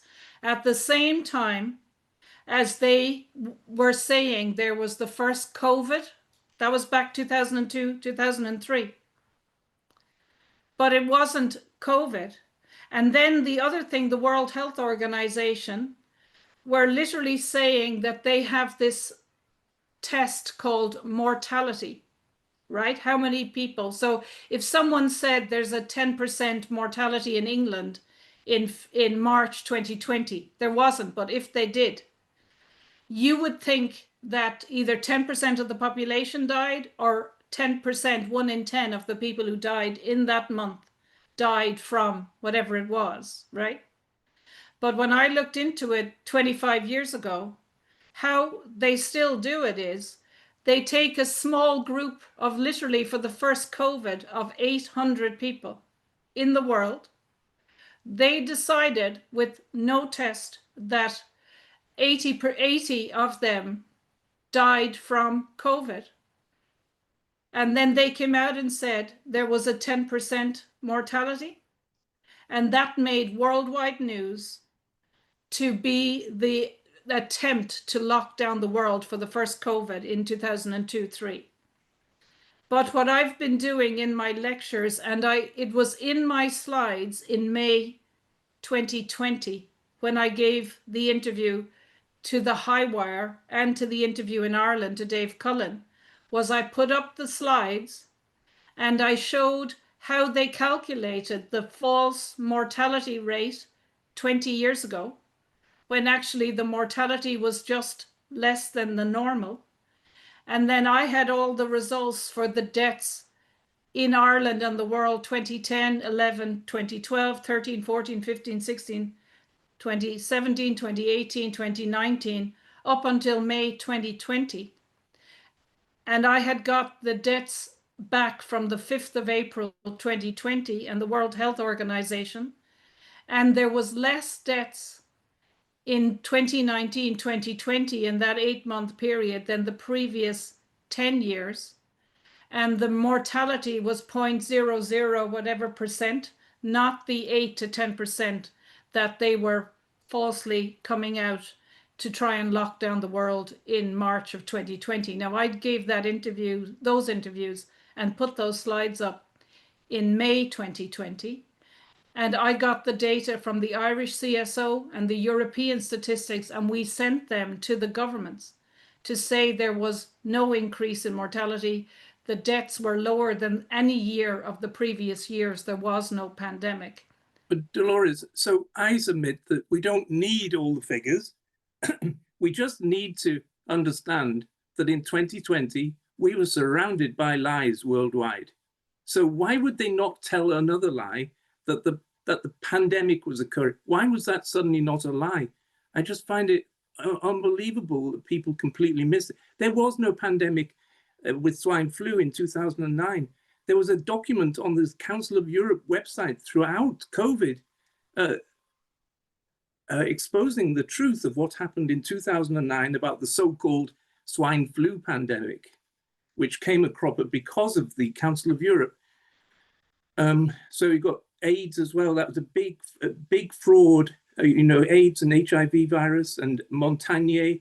But Duisburg. I think It's really important to understand these big things, It doesn't, Yes. it's not down to the figures, because the public will never understand the figures. What they No. will understand is Yes. when a doctor says to them, there was no pandemic. That stops them in their tracks now. It didn't in 2021. Well, no, the only thing is I would just push back a little on that, because you see what we have to do, in a way, there's multiple discussions going on at the same time, and we can't Well, there are mix too them. many. There are too many. So you need to decide what is the most important thing to expose. So I learned this with David Kelly. We turned public opinion in the United Kingdom about David Kelly I remember, because of the brilliant strategy of a very shy lawyer, Frances Swain, in Lee Day in London. And she suggested that we get a QC opinion from a budding QC. He wasn't quite a QC at the time. It was Richard Hermer, the Attorney General now. Very good. Wow. So he went along with the strategy which she devised brilliantly. She decided that we needed to identify what was the most important thing as far as influencing the public was concerned, that would convince them. One thing, and that was, he came along after about 2 months of work, a huge fee, and said that the most important thing that we, the doctors, had exposed was that David Kelly could not have died from the cutting his own left ulnar artery, a tiny artery. So died of hemorrhage from the ulnar artery. And any surgeon will tell you that if you cut the ulnar artery, an artery that small, yes, it may bleed initially, but it will soon clot. And so, but the point is that we are trying to change public opinion, and the best way to change public opinion is to focus on one thing. And I wonder what that is. I think it may be that there was no pandemic. So I think the thing is, I agree with you, but I also think that, you know, probably half the public, if you can just show in a simple way how many people died per month, and then that it didn't change, right? So it's not like, so what I did, why I did it in May of 2020 was, in Ireland, we'll say the deaths were 8,000, and that was we'll say average deaths. And that when you can show from the Central Statistics Office up to 2 weeks before that the actual deaths, it's not complicated, are the same or less than they were every April of 2020, you know, all the way back, right? Just show that there is no increase of death. It's not complicated. And for there to be a pandemic where they are claiming more people died, if you don't have any more deaths, then you just have to provide that little bit of information. So rather than us being emotional in a way, right, because that's not helpful and that's what they want, there's a big conversation. But if you literally go, there has been less deaths in these months than any year of the previous 10 years, which was the case, that there, by definition, for it to be a pandemic, you would have to have some more deaths, which there weren't. So it's not an emotional thing. You literally say there's no evidence in a simple way. And so that's what I presented in my slides for history. But also when we wrote to the governments in our notices, we included straight away in 2020 that the deaths were less, and therefore there was no basis in medicine, in science, in epidemiology, in law, to say there was a pandemic. Yeah. So Dolores, I think another thing that's maybe would work was that the alleged pandemic, which wasn't a pandemic in my view, was a Trojan horse for totalitarianism. Climate change nonsense is also a Trojan horse for totalitarianism. The Ukraine war, the notion that Ukraine could actually defeat Russia, the size of Russia, 6.5 million square miles, and Ukraine, last time I checked, was, I think, below 500,000 square miles, so 1/13 the size of Russia. The notion that Ukraine could somehow defeat Russia was just crazy. But, oh, we've got cults in all, cult of COVID, the cults of climate change, and the cult of Ukraine war. There were Ukrainian flags in British gardens in North Wales, where I am, within a week of the Ukraine war starting. So I think, you know, Anyway, we can, go well, ahead, just, Charles. no, that's fine. I'll just finish off. I think the thing is why it's good to read the Rosa Corey book, Behind the Green Mask, or the Committee of 300, is that what's going on is like a strategy, you know, like a military strategy. And what they want is for us to be in camps about climate change or pandemics or the virus. Okay. So the thing is, that's why when you know this is a very sophisticated agenda that they put a lot of our resources and their time into, that they want us to argue. So what I would then do is say, no, we're not going to, because they have been kind of preemptively programmed to, when you're told about things like climate change when you're young, the psychology is that they then believe in that very strongly. So anyone who wants to open a discussion, that would be a very private thing, and that they are literally untouchable to argue on that issue. So when you know the psychology behind it, you have to then either be very simple and just say, well, if there was a pandemic, there'd be more deaths and there wasn't, and just show it.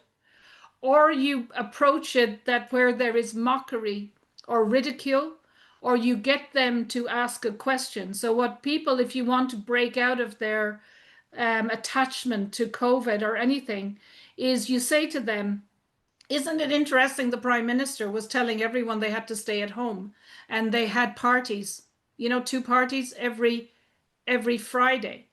Wouldn't you feel that they were either mocking us on the TV and lying, or they were, you know, they might have done 1 or 2 parties, but not for the whole time. So I'm only or you give them examples to show there is no evidence. I'm not saying there is or there isn't a pandemic, there is or there isn't climate change, there is or there's not a virus. The evidence is there was no increase in death, and so by definition there wasn't a pandemic. So, but I think what it is it's taken a lot of us literally years of research to understand the psychology and the paths that they have, like Wi-Fi, 5G, fluoride, things that affect fertility, the vaccines, climate change, right? So literally they have it. So there's 20 of them. So that if a family agree on one thing, they won't agree on another. And that, in a way, is not the best way out. The best way is that we who know this kind of park it all, and then we say, well, what people really want is to live healthily for a long time and build up their local communities and try and have one goal, like the best education system, or that they will live healthy to be 140, and that we kind of let the whole theater of their 20 scenarios to suck out the energy for people and just focus on so what we need to do, in my opinion, Dolores, we're too much on the back foot. So we sit there, we know all these narratives are false, we know that, but we've got to convince the public. We've got to tell them in a way that they understand that you can't trust your government, particularly after the COVID years, but even before, and so that none of these narratives they create are false narratives. They're complicated intentionally, so it's very difficult to counter them. But what we do wrongly, in my opinion, we fall into the trap of saying, thinking that we have to prove that they're wrong. No, they should be proving that there was a pandemic. They should prove that Ukraine could beat Russia in a war, when it's complete nonsense. They should prove the stuff about the nonsense about climate change. We don't do that. No, that's true. But I also think that, imagine if someone is 40, from 40 years old to 100 listening to this. I have a different strategy. I think we should be saying, imagine if we had care facilities so that whether you're 40 or 70 or 90 or 105, we guarantee that you can live at home for as long as you want. We will never lock you in your home, and we will never coerce you to medical treatment. And that you as somebody who wants that, and you're 45 now, that you can work cooperatively in Sydney or in Tipperary to build the structure that there will be a business, if somebody listening to this starts it, that you then, when you need it, say, well, the nurse works for me. Do you know what I mean? In a transparent, lawful way. And that whatever protocol you're on, you can be in a network to make sure. And that you get, if you want to, your blood tested twice a year to show you're not malnourished. And the aim would be that you are not neurocognitively impaired, because you can actually detox from a lot of heavy metals. And that people who are in their 50s now say, I don't really need to talk about all this thing. I want to live a happy life. And I would, if you grew up in an area, I want to live in my home or in my local care home where I can come and go as I please. I think that's what Rosa Corey was saying. That is how you attack the whole thing, by actually, or say if you're in your 20s and you want to have the healthiest baby in 5 years' time, that you start now and someone says, you can monitor yourself, you can detox, you can prepare to have healthy babies, and that then you invest whatever time into that. That's what I think really is, and as well, like the internet for free speech will say, or banking that costs nothing and can't be shut down. They're kind of the three key things that if we just provide them, if they were available, people will say, well, if you're a medical professional in something that guarantees also, if I'm ever need medical care or hospital treatment or in a care home, I will not be coerced. My family can come and go and I will get the best care and it will be transparent and the physicians are accountable. That's what people want. I think that's what people want. But Dolores, you'll never get a system like that where everybody can believe everybody else. It's not going to happen. Come on, we're going to move on. So anyway, okay, go ahead, perfect. That's very, very good. And, you know, I gave more time because, Dolores, your information you're sharing with us is so valuable. A wonderful conversation, you and Stephen. So thank you. You know, we just have to take this opportunity, everybody. Don't follow your own agenda. Listen to these opportunities. So while you might have your hand up, but, you know, Dolores, you're speaking such wonderful, useful information for us that please listen, everybody. Don't just wait for your own question. Okay, Mark Steele, superstar, with his case going on in the UK courts. Hello. Hi, Mark. Hi, Dolores. How are you doing? Good, good. Lovely to see you again. Good to see you. Well, I'll see you soon in Cumbria, so we'll be together then, and I can go through the whole interesting thing. The field last week in the Transport for London have attempted to strike out the case. What they said, they've employed a top KSE from London. Obviously, cost them a lot of money because I've got 60 exhibits, quite a lot of evidence to refute what they're saying about this ENPR camera, which it isn't. It's a laser detection range and weapon system, as well as a number of phased array electronic assault weapons. This is part of their C40 city, this geofence. So the geofence they're building is actually a weapon system. It's not for monitoring and control. That's just a cover. That's what the governments went with. These are murderous, capable pieces of electronic assault weaponry. The laser weapon can fire 175 watts in a beam. I know I can kill you with about 4. It was a weapon system called Neurostrike that the Chinese developed, and that's exactly what I found in London. So it's got a Chinese controller. That MI6 have already said is a national security threat. It was banned in 2022. So the case is going to be quite interesting. So we're up on the 25th of this month. That's going to be quite. They've kept the case time down to a couple of hours, and we need a lot more than that. Like I said, I've got 60 exhibits, and they have absolutely zero. They've got zero. What they've tried to say is that the equipment is an ENPR camera, basically for taking number plate recognition. It most certainly isn't. That's part of what's called fusion technology. Fusion was Chinese military civilian fusion tech. But what I wanted to ask you, Dolores, because I think we really do have to get on with this. In the United Kingdom, we can take private prosecutions. Now, I know they can be taken over by the CPS, and I was always warned against taking that course of action. However, I served Khan. It's about 4 weeks ago now, and I made no bones about what they deployed on the top of the ignorant population in London as an electronic assault weapon. The technology, unfortunately, unlike these politicians, the technology doesn't lie. And we can prove what I'm saying to be correct, because I've got the bit, thanks to the Blade Runners. I don't think they'd ever expect anybody to climb up and then chop them down. So that was fantastic, fantastic news. And I'm also supporting a number of Blade Runners in criminal cases where there's been quite a lot of trouble in London, believe it or not, and they're running a self-defense to the act where they've been charged with criminal damage, assaulting police officers, etc., etc.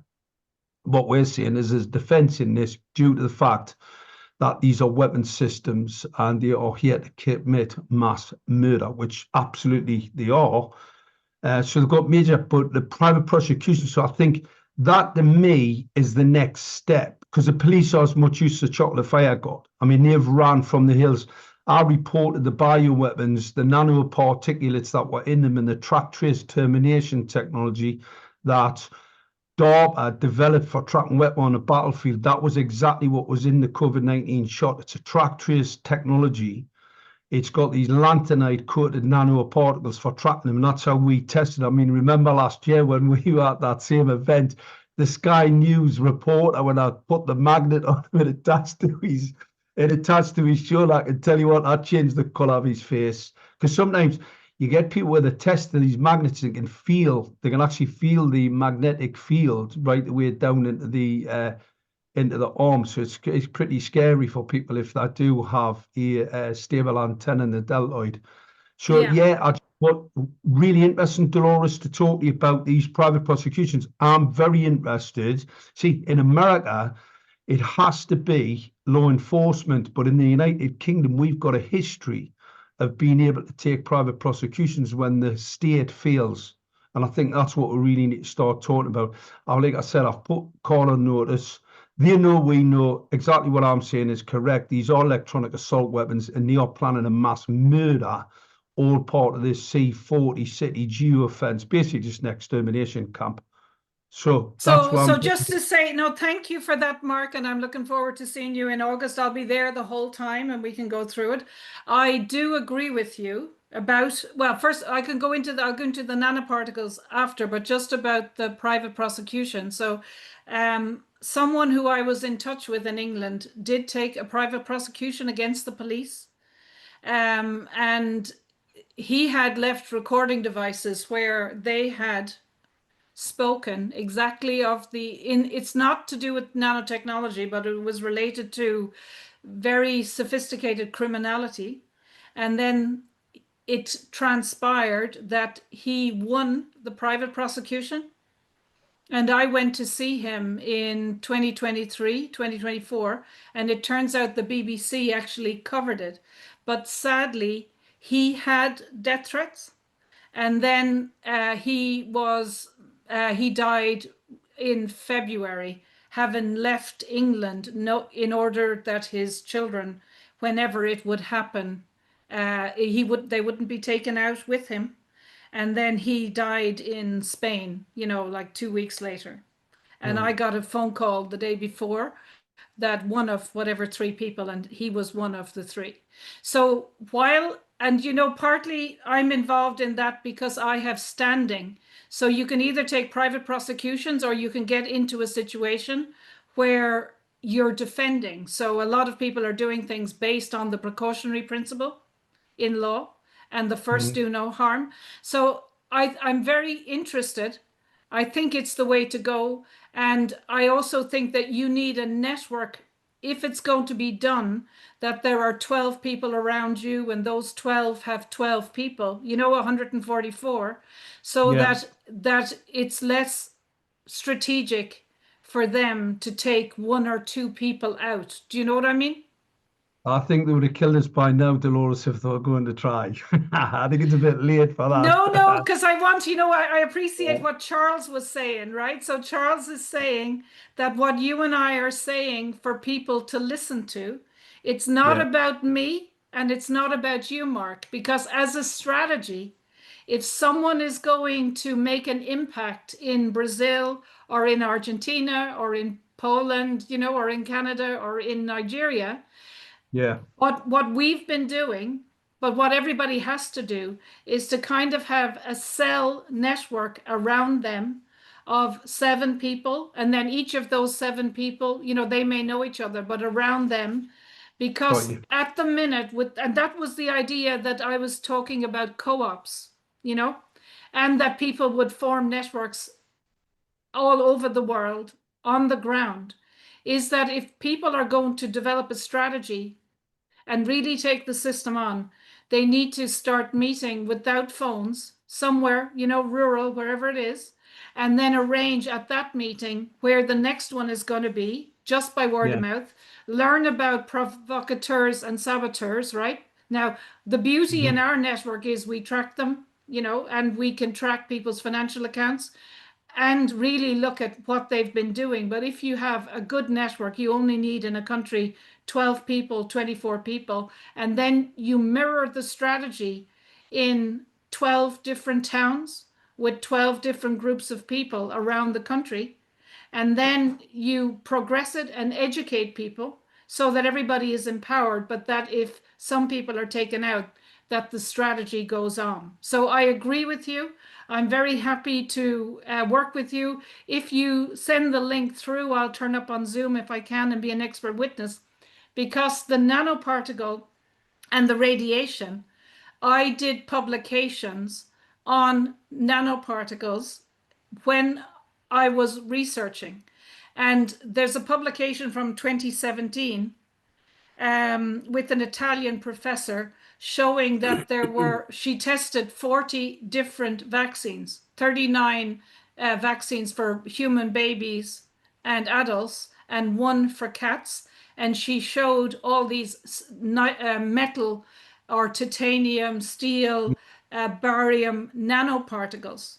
And it is those nanoparticles that get into our organs that can be affected by radiation. Exactly what you're saying. Now, when I gave evidence after 9/11, 2001, right, I ran one of these so-called biosafety labs deliberately to get access to the information. And I gave evidence about the threats to people in Congress in October 2001. And I was going through what was going to happen in the injections with fertility, with the peptides. And then I mentioned the nanoparticles, and the military said, shut up and sit down, right? Because obviously they didn't want to. So I was saying, you know, the threat isn't these things flying into, it's what's going to be in the food and the vaccines, but particularly the nanoparticles. I'm only mentioning that because within the system, everybody knew. But one of the major detoxes is it is possible to detox from the nano. It's, you know, may not all of them, but what I was studying 20 years ago is that they can just modulate the frequency, and that say if 40-year-olds or 20-year-olds have a specific metal in their organ, that can be, you know, in a university campus, or it can be in a school. And there could be like where people have nosebleeds, right? Because that's why they rolled out the injections in different batches and different age groups. And literally they could do that all across 1 or 2 countries, and then wake up in the morning. You could have nosebleeds or serious deaths of teenagers, but then they could say there is an Ebola outbreak. Do you get it? Because there are different nanoparticles that resonate. So it's very specific. And I think some of the people that are being targeted to be seriously ill can be easily targeted so that they just die. You know, we die in our sleep or we drop dead or whatever. And I think it's that kind of technology. So it is a huge threat. And I think private prosecution is very important. But what I've been doing, and our networks as well, is when you provide this information, which many of us and you have done, to the police and the Supreme Courts and the regulators, it is unlawful to, and against the practice of the police, to not investigate threats, which is what you're doing, Mark. And I congratulate you for the high level of information. But it means that the actual police now and the health regulators and the manufacturers putting these nanoparticles in the food and in the vaccines and in, you know, injections in dentistry, people will figure it out in the years to come, and we and individuals will be held to account. And also the nanoparticles are partly involved in the infertility agenda in the ovaries and in the testes as well. So yeah, I'm agreeing with you, and it is correct what you're saying. Brilliant. Excellent. Well, I'll see you soon, Dolores. God See bless. you, Mark. God bless. Thank you. Thank you for all you do. Bye. Yeah, Mark, Cheers. great Bye. job in what you're doing. It's spectacular. And to that end, I watched before we get to Zoe, who's also been one of our presenters, Dolores. Show us your face, Great. Zoe, if you can. Hi, Zoe. But I watched a wonderful documentary on people within 5G towers, and we've had, I think, Mark, you did a presentation to us, and people in these apartments, Stephen, like the impact on them physically of the 5G towers is horrific. So someone will know what that documentary is. I think it was a Swedish or Danish documentary, and reinforces what Anders has been sharing with us of the power of these towers. So Mark, remind me of the name of the people who are doing some stuff about the 5G towers. What are they called? Oh, the Blade Runners. Blade Runners. Okay, so the Yeah. Blade Runners are out there doing wonderful work. So, and secondly, on the issue of private prosecutions, Jerry Brady has reminded you all to watch witness statement, which again is a notice to the authorities to investigate all of these crimes. All right, Zoe, thrill kill medical cult. I love. Hi, I Zoe. I love Hi. I love putting your website on there so that we can all, go to your website. Over to you, Zoe. All right. Thank you. I think I have my view screwed up. I can't really see anybody but you, Charles. Let's see. Change your view. Go to the top There we right go. corner. There we go. Now I'm not blind. Well, hi, Dolores. Thank you so much for being here. I'm actually a whistleblower in America myself. I was a medical coder working in the hospitals, and I walked out over the vaccine injury, and I wrote a book. That was one of the things. And I actually cited you in my book. Your prediction in 2020, when you came out and you said when people were vaccinated, their bodies would begin to attack themselves, and it may present as sepsis, and they may go into multi-organ failure.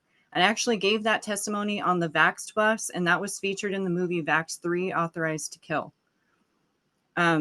So thank you for your warning. Thank you, Zoe. Thank you. Thank you. And of course, thank you for that. Thank you for stepping away. Thank you. I admire everyone on the Vax bus as well. Thank you. And thank you, Stephen. You already covered the first part of my question about PCR testing fraud. I'm actually on a case right now, which they're not allowing to go forward. They're silencing and censoring. I'm about to write it up. And so I had a question for you, Dolores, that has to do with that. So the expert witnesses on the case are David Rasnick, who's presented here before, and Jonathan Cooey, who's presented here before also. And it's about the PCR fraud, but it has to do with genetic surveillance. Because I uncovered a document in, I was looking at the testing, the PCR fraud, because I actually worked in a lab at one point, and I knew that PCR was for genetic conditions originally, and then it transferred over to viruses while I was doing medical coding, and I wasn't looking, and then COVID came out, and I realized that the COVID tests were false positive, and they were done by PCR. Well, looking into that, I discovered there was a document from the CDC that advised every CLIA certified lab in the United States to send a sequence to one of two gene banks, GISAID or NCBI. And both of those gene banks say that they're there for the purposes of collecting our DNA, our genetic information, so that they can tailor vaccines to our individual genome. And now we have Operation Stargate announced under the Trump administration, with Larry Ellison coming out and saying he's going to be able to come out with vaccines that can be tailored to our individual genome to cure cancer. And you kind of already covered both of those pieces of that. So my question to you is, since there's a lot of doubt and a lot of people who aren't aware that that was even happening, are you aware of that happening at all, or in other countries other than America, that this how PCR is used to collect our genetic information? And then how accurate do you think it is, their claim that they can, I mean, I don't believe vaccines work. I'll just say that to preface, but for people who are concerned about what's going to happen with these new replicon mRNA vaccines, for example. And I know people are really concerned about shedding. So I'm just curious on your take. How accurate do you think is their ability to tailor anything to our genetic, to our genome, I guess? How accurate is that claim? So thank you. Very good questions. So I think as well, just to step back a little bit, and this is just my research, what I'm going to say. I don't have 100% proof of it, but I was saying this in 2020 and all the way through, that I think that some of the agents they had in the injections will be primers and or to integrate for future positives for the next decades to come. So that, say, if you were to target nanoparticle type that go into your brain, so that if you are radiated, it looks like you have a nosebleed, and Ebola involves bleeding from the eyes, profusely, that I think it may be that people who were injected will actually be positive for the rest of their lives for the testing that's going to be rolled out in the decades to come. Actual real positives. Do you know what I mean? So Yeah. does that, yeah. So that was partly why I was very hopeful there would be a significant amount of the population in each country. And that's partly why we were getting the heritage of definitively healthy people, because what the GenBank and the databases are doing is trying to say that this was always there. Right? So that's Right. why for 20 years we have worldwide built up biosample collections and biorepositories from people who either lived or died, in the 70s, 80s to be controls. And that's partly why they were bringing in the data and the GDPR bullshit, so that they can destroy those repositories of blood samples, because you can't really compare normal in 20 years' time unless you have a group of population that are not vaccinated. And that's partly why I was saying that they can then say the PCR test is working, right? Because they might only do the testing on people who confirm that they were vaccinated with COVID, right? So that's one part of your question. So what they were doing with COVID is like setting it up for the next 40, 50 years, for the people who are 30 now, for when they're 80, because all the various so-called pandemics and the testing has all been sequenced, in their world, and patented and prepared. So then the other thing is you're talking about integration then. So I guess one of the questions is, was there some kind of nucleotides in some of the vaccines that can somehow get into the genetic material and be Yes. there for some time, is the question. And I think the answer is yes. And I think it's done by mechanisms called transposons. So I think the thing about whether there's a virus or not, it's a little bit more nuanced, because the body works on smaller strings of, let's say, mRNA. We'll say DNA because it's a little bit, it can be either mRNA, RNA, or DNA, but they're only about 30 base pairs long. What the body and the immune system sees is only a small little fragment, like Smarties, whereas the actual genome is much bigger, maybe 1 million times bigger. And I think the whole system works on these little fragments, so that those little fragments can easily integrate into the hereditary genetic material, into chromosomes, into the material in your ovaries or in the sperm, or the testes, and they integrate, and then they can come out if you're stressed or if that cell starts dividing. And I think they have many different elements that will come to the fore in the years and decades to come. And I fear that that integration will be multi-generational. And from what I've read over decades, the impact on fertility, particularly, will get worse in the generations to come. That's what I was afraid of. But thanks for answering that question.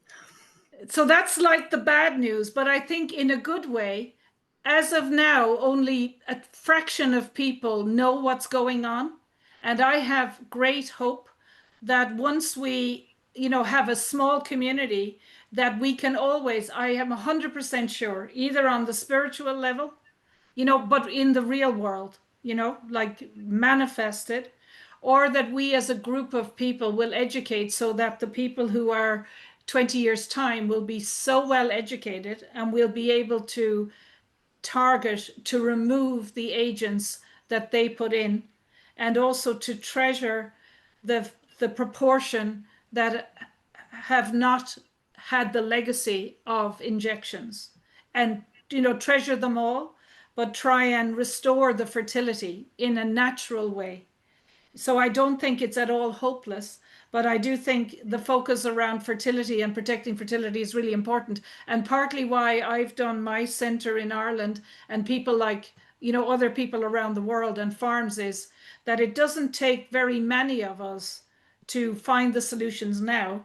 And it is easier for us to protect the genetic heritage of our nieces and nephews and sons and daughters. And I do think there probably will be an impetus that people who are older may want to leave as their legacy, the protection of the future generations not yet born, through a detoxing of people that are teenagers or in their 20s now, a multi-generational general heritage, but also a protection of their health and a generational genetic. But I think, just if you heard what I said, I think the whole COVID thing is just done by smaller peptide fragments or small transposon type elements and they can literally recombine. So they're like 30 base pairs. Every transposon has enough genetic material to zip into randomly or targeted. And how they get in is that the genetic material divides like your skin naturally, and in the reproductive organs when you're going from one mother cell to two daughter cells, and that the transposon soup, which they put in a component that could never naturally break down. So once it gets into one cell, it's down in the cell all the way through. And then it only integrates when that little peptide then goes into the mitochondria or goes into the nucleus, and then it is permanently integrated. But I think the elements of recombination would be a tag for us to try and target it out the other way, or that people would naturally protect the detox there if you're preparing to get pregnant, to really detox your body, but particularly your ovaries, or men with their testes, to in a year or two before they try and get pregnant, in order to remove this element. Because when a mother has a baby girl, all the eggs of all her grandchildren are already in her daughter, so her grandchildren are there. Now they have actually targeted that attack 50 years ago, so that one COVID injection would actually target the grandchildren. That's what it's already integrated. Now, it's not hopeless, but obviously it's not something that you'd be talking about 5 years ago. But it's only, I think, when the communities of concerned physicians and doctors and nurses are aware, it's going to take us some years to help those people before the general population. But I think there's no solutions now, but I 100% think it will be solvable, and not through, I'm skeptical of their IVF agenda. Their IVF agenda. Yeah. Yeah, I'm skeptical as well. Yeah. So I think that's what I'm saying, is that a bit like the care homes, and that, when Stephen says there's no way we can do these hospitals or care homes, it's really easy to actually do this. All you have to do is say, well, I will pay into an insurance, so that if I do go, that there will be, the equivalent, like you would have in their world, a lawyer or an attorney, that you would pay into an insurance before you go into their system, or we build our own where you get the guarantee.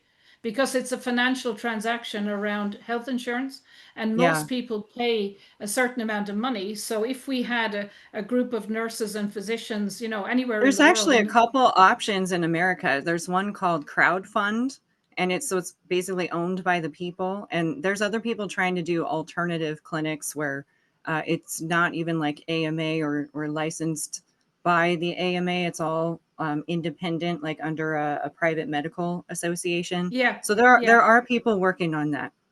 Yeah, and it's easier than you think, because the thing is, you know, when I go on about law versus legal, right? The private means that it's just between, we'll say, Zoe and Dolores. If you make an informed consent choice to take a service and go into a care home or to get treatment in a private, it's a private arrangement, then you also take the liability and responsibility for what happens.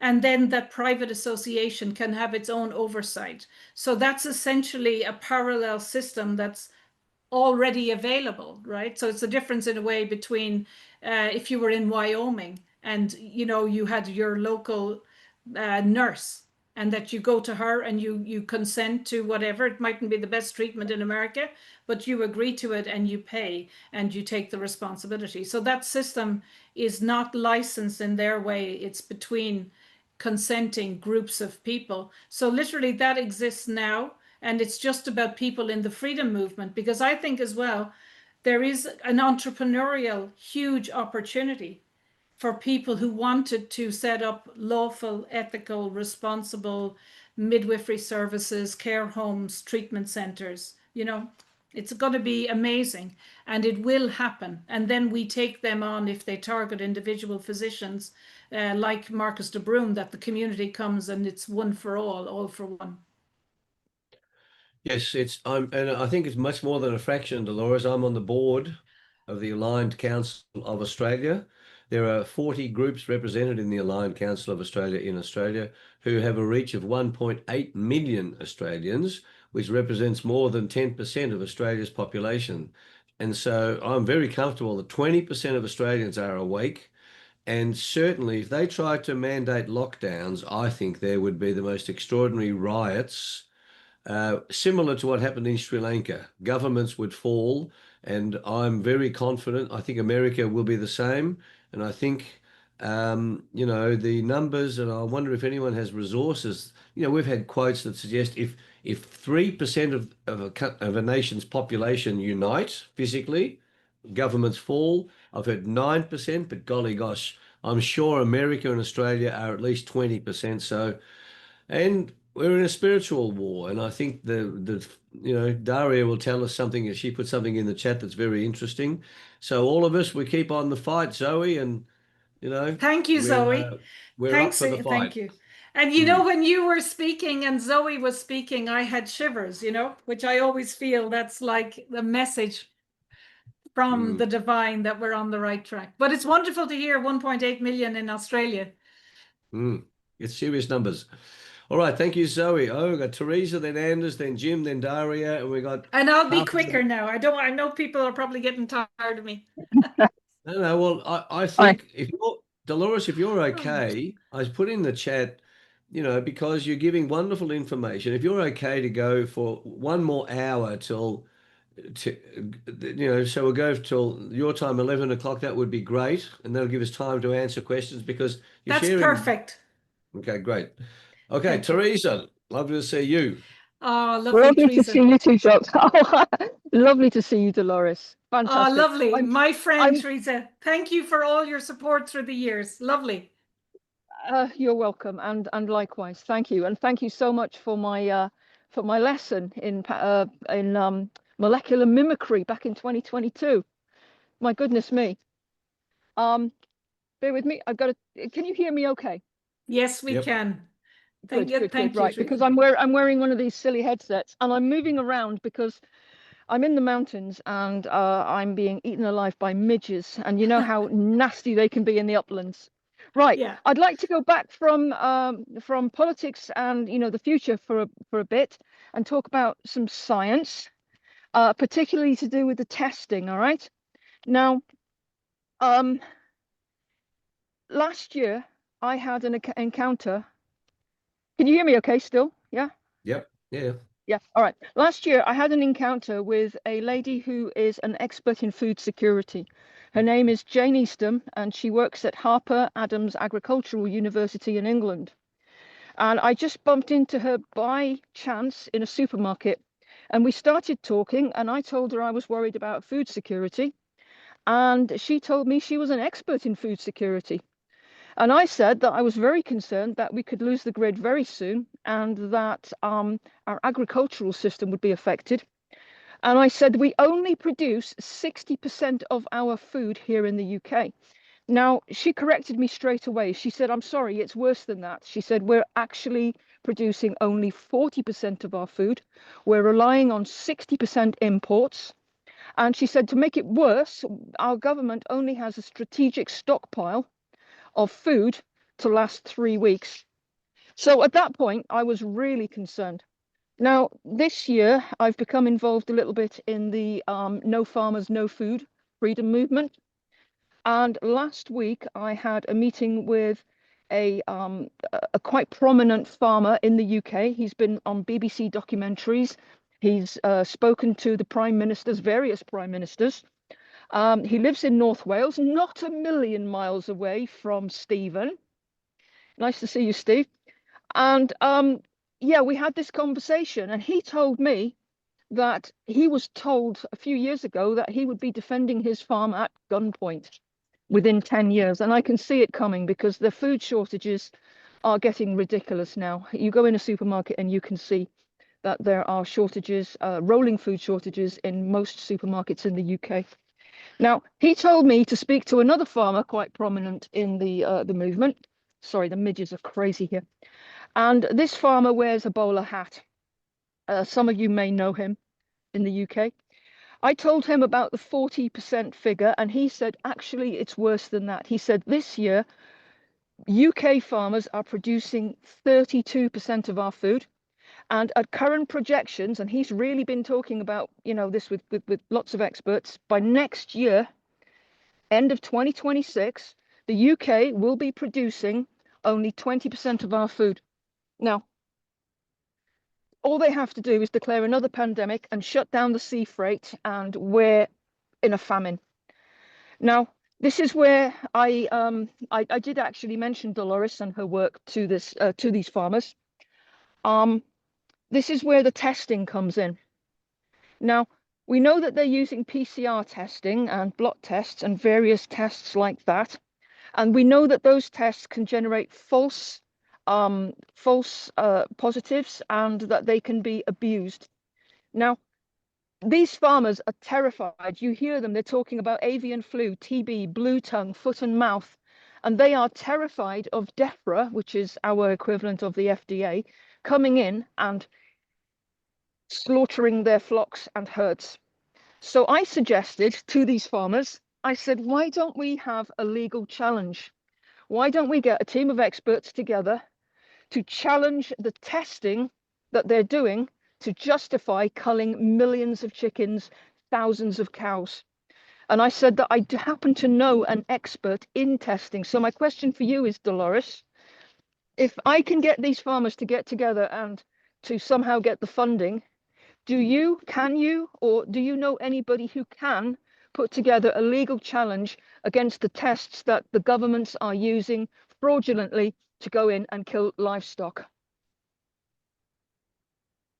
So thank you for question. that. Thank you, Teresa. Brilliant question. Thank you for all the work that you're doing and that you have been doing over the years. And you know, we won't say all the lovely names of all your beautiful friends there, but pass on my good wishes.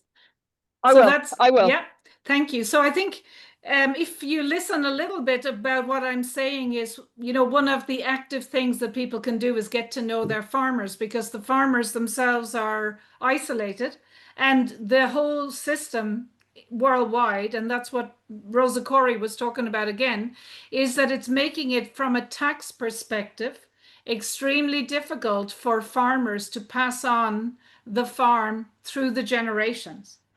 Yeah. You know, that's a huge issue. Now, that's been done deliberately. Now, so why I'm saying it is the solutions are the testing, as you say. right? So the farmers have been told that it's blue tongue or whatever. And, 20 years ago, particularly in Spain, there was an amazing researcher and farmer to show how sick the sheep were after injections. They literally had debilitating, wasting like illnesses. And of course, it woke people up in Spain about 15 years ago because they injected huge numbers of sheep in Spain, and all the sheep got sick, and basically the farmers were impoverished. But it was supposed to be a vaccine clinical trial, but it went out of hand, right? So partly the thing is there's multiple things going on with the farmers. They have been back in the 70s, 1977, my father, who was a farmer, was the election agent for T.J. Marr, who stood for election in 1977 or 79 against the EEC and against the EU, because they knew then what was happening now. And my father, as did many farmers, said to people like us, what they're going to do to fishermen and farmers will mean that I wanted to stay on the farm, that we will not make enough money from farming to even have one man or woman live on like 100-acre farm. So what's going on now is been very well thought out, and it's done through the ownership of the land of farmers, how they pass it through the generations, and then to take a testing case against the mass diagnosis of chickens. And for COVID, with Dr. Jack Lyons-Weiler, he was the head of a consortium. I was the project coordinator. It was called the World PCR Sequencing Consortium. And we got ethics approval, and we started to, in America and worldwide, from July 2021, to full-length PCR sequence the so-called COVID positive tests on a Friday, and the lab was in Yale University. And on Monday, the requirement to do any testing was withdrawn across America. Now, when we did that ethics, it cost about 15,000, and we paid for it ourselves. That is testing to full-length test anything, any requirement for any test, including things that were not known back in 2020. So the ethics approval in order to do the testing is already there. And there are labs that do contract PCR testing. So all we need to do is activate that. And we just called it the World PCR Sequencing Consortium, so that for the next pandemic, we wouldn't have to do the website. You know what I mean? It's basically there. What about the other testing? What about the other testing, the blot testing? I mean, you've done it once before. Can you do it again? Can you go after them and stop them from destroying our food supply? Absolutely. So the thing is, yes. And one of the things why I wanted to retire in 2016 was to set up an independent lab. So do you remember Professor Buchart? He was a mass spectrometry pathologist. And so I have about 20 of my students, PhD students, technicians, who are now running worldwide testing labs with all the technologies, including blot testing, mass spectrometry, whatever. And we used to be on Zoom calls once a week. And of course, he was, I think, murdered. He was on a Zoom call one week. He went for a walk by the lake. He drowned. Yeah, but obviously he had tested his own idea about 100 people in Germany, and he discovered that every single one of them that were from coroner's report COVID-19 was an absolute false diagnosis, right? As another way of pulling the numbers. But what I'm just mentioning him is that my network of PhD students are all running testing labs and pathology labs with millions of equipment to do every test in the world.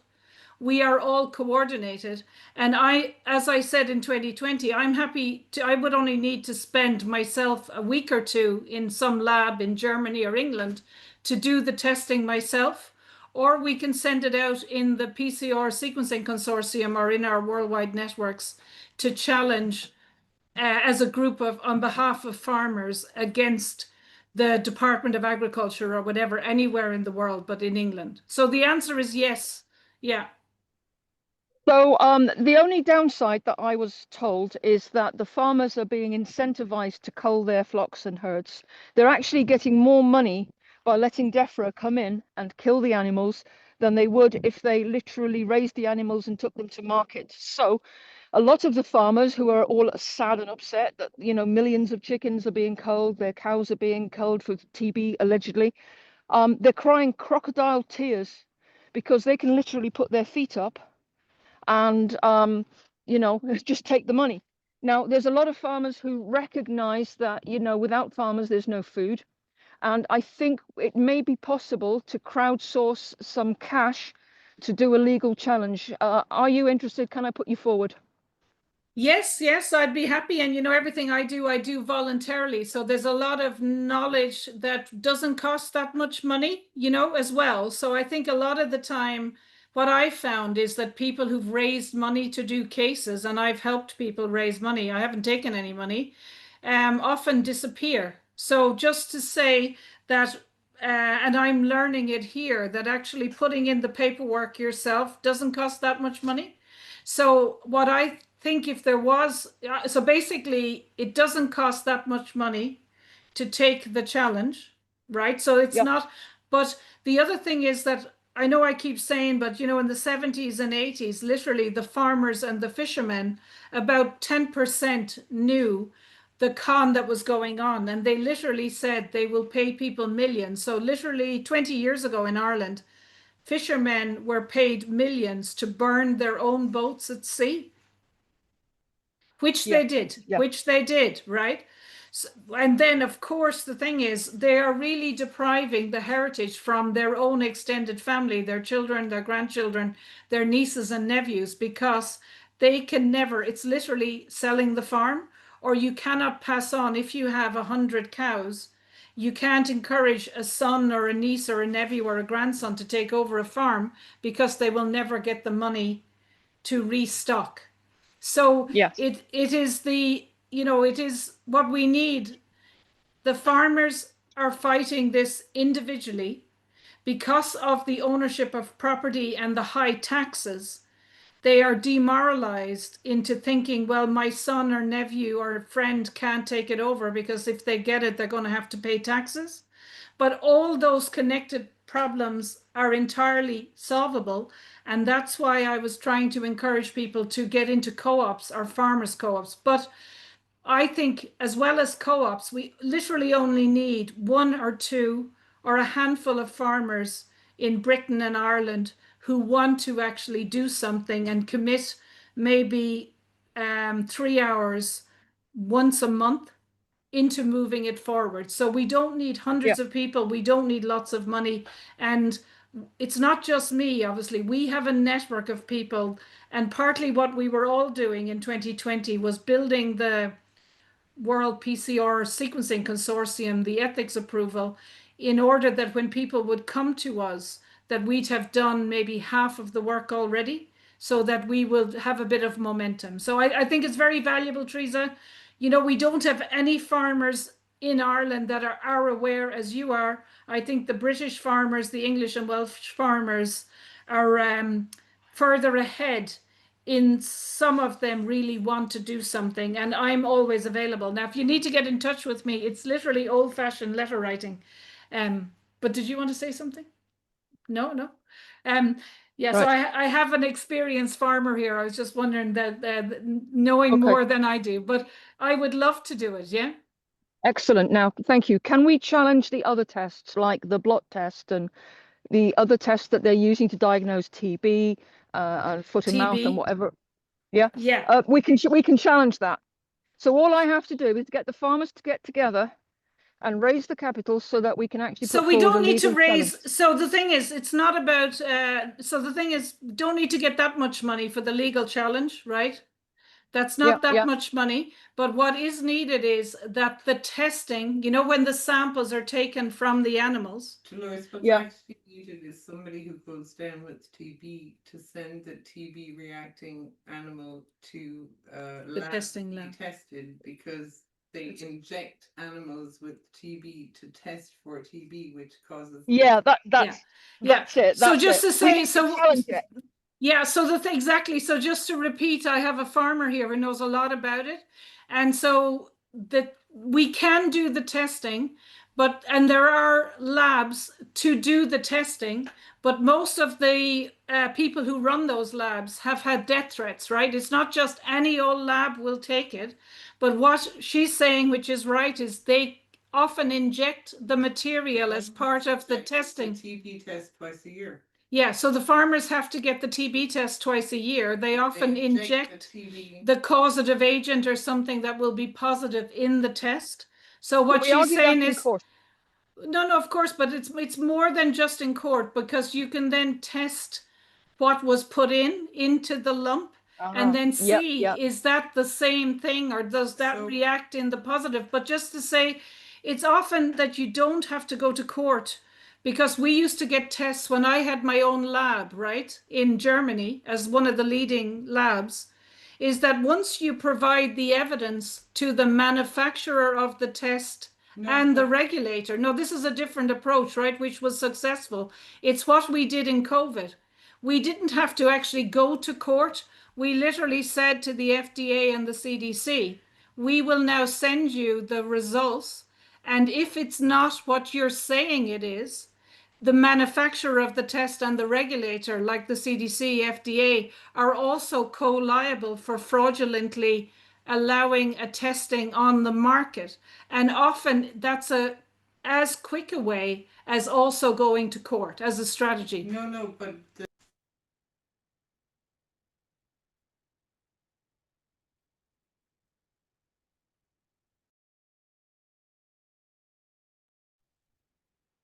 Okay. Okay, so just to say, the farmer here is saying that the strategy would be as well to put a call out. So it's not about raising not much money, but in our networks, right? Is that farmers, first of all, need to be educated. But, you know, Teresa, that could be done on a Zoom, right? Where we go into the TB testing or whatever it is, explain, and then put a call out in Britain and Ireland, is that any farmer that is positive. So when we were doing the COVID-19 in 2020, and it was Jack Lyons-Weiler, if you know him, Charles, if you know Jack Lyons-Weiler, he runs his own institute. So basically it would be like if I had a lab and I had all the equipment. So he was the one who hosted it, but it was called the World PCR Sequencing Consortium. So we put a call out for anyone who was forced to do a COVID test to go to do, like, to be a builder, right, or to travel. And then if your test was positive, we had 50 people, like doctors, physicians, that you would bring your positive PCR test to, and that they would then send the test to the PCR sequencing lab in Yale. And we had already told the regulators, the CDC, FDA, we're going to do it from Monday. So no court case. So we put a call out for someone who has a positive test. So in the same way, Teresa, we could talk to the farmers and then say, we will, you know, in any time from August onwards, or at the meeting that we're going to go in Cumbria, that any farmer in the months ahead that has a positive TB test or whatever it is we would have get one or two independent vets in England or Britain that would take the samples, take multiple copies, and then they send the tests, and we do full length or multiple testing on it, and then put it out publicly that we are going to challenge the testing regime. And they often withdraw the test, or the farmer here that said they were going to do it on their farm, they've had no positive tests since then, because it only takes one man or woman withstanding in my approach, right? You don't have to go into the court. You just say, well, I'm a builder, I have to have a positive test. This was the American, you know, to spell it out. So if the builder is positive, he loses $400 a day. So the builder consents to give us the test, we sequence it. And then the head of the CDC has to pay the builder or the farmer the loss of one cow, right? You don't even need to go to the court. It's like they're making you do a test. If the test is fraud, the standing over a fraudulent test by the regulator and the Department of Agriculture is for the individual people getting that salary is contributing to people manufacturing and selling a fraudulent test. So when I had my labs in Germany, we were one of the leading labs in the world in all areas, and I was successfully able to get tests removed from the market just by saying, if that person doesn't have cancer and you've said they have, I will challenge you to pay them the stress or the day lost directly through their liability insurance, or as professional negligence, or as fraudulent manufacturing. But the people who don't like it is the regulators, right? The veterinary regulators, because if the vets are getting money to go around to do the TB testing, if the test is fraudulent, the vets are making procurements, and the individuals procuring fraudulent testing, they are individually liable. So there's actually a different torts. But what I've found, as in COVID, we didn't have to go to the court, so that's why we didn't have to raise any money. We just got 50 people across America to say, I'm going to get tested on Monday. We got the ethics approval on Friday, and the tests were withdrawn across America. No need, because they couldn't have people challenging the regulators. Do you get it? So we don't need to, because I think a lot of the psyop about raising lots of money, often when you ask these people who raise hundreds of thousands, nothing happens, right? So this is a way, because life and the law works between Teresa and Dolores, or Dolores and Charles. You're a vet, you're someone in the Department of Agriculture, I'm a farmer. You're saying I have to pay 1,000 and lock up my cattle for 2 weeks. So Charles has been paid. And if Charles is misrepresenting or engaged in fraud or fraudulent procurement, and the regulators are getting paid their own job, they all have liability. But Teresa, I don't think we have enough people in Ireland. In a way, we don't have as many farmers. And what I was saying before is, if you can get a couple of farmers, and ideally across Britain, maybe 12 farmers, and they stand together, and we don't use their individual names, and that people like us who are happy to take the heat, because I had one farmer that was going to stand up. He met me once, and I said, expect the police tomorrow. And just a random 8 o'clock in the morning, he had police on his farm and a random Department of Agriculture in Ireland. And I had told him, just tell them, walk off my property and I'll have the conversation on the road. And he said, they'll never do it. And they turned up with like multiple police. And he said, sorry, I don't consent you to be on my private property. Let's have the conversation on the road. And they did. And they had no right to be there. And the police left. And then he decided, okay, I'll let the Department of Agriculture in. But that's how the intimidation works. So since we know that, we can be discreet. Teresa, you can meet a couple of people. If 1 or 2 or 3 people, I'm over there in August at the Weekend Truth Festival. We'll do it quietly behind the scenes, and we can prepare for the next, foot and mouth or whatever is coming. Gotcha. Well, the government is already prepared. I don't know if anybody else on the Zoom knows, but a notice went out to marksmen in the UK because there would be jobs coming up to shoot the cows. And also the lumber yards in the UK have been told to stockpile wood because the government might be requisitioning it. So there we go. So the government's ready to do this. They also have here as well other facilities for that, for in that spectrum. But the thing is, it is solvable, and but what we need to do, for me, people can only really contact me. We don't need to say who, through the mechanism that was used to contact me. And either I go over to you or you come over to me, or we meet in August. But we definitely can work against this. We definitely can stop it. But we do need about 1 in 200 farmers to be aware. So we literally need 10, 20, 30 farmers to agree to stand together and to not be intimidated. Gotcha. All right, I'll on we work. go. I'll work on We've it. got to go. Thank you. Perfect. Thank you, Teresa. Now, just quickly, then we've got Anders coming up. That is why, everybody, I'm heavily involved with industrial hemp. I'm on the global board of the Federation of International Hemp Organizations. And I want you all to understand that a local community, Dolores, can grow industrial hemp. That community can literally live off industrial hemp. I'm in industrial hemp for 13 years because hemp is what enables farmers to be profitable and sustainable and successful family farms. And successful family farms, they know this, are a crucial defense against government overreach. You must understand that a community that produces its own food, its own power, and from hemp, you get food, clothing, shelter, medicine, fuel, ethanol and biodiesel, fertilizer, composite products, packaging materials, ropes, 50,000 different products. And you can, take these words, you can live on hemp seed alone indefinitely by itself.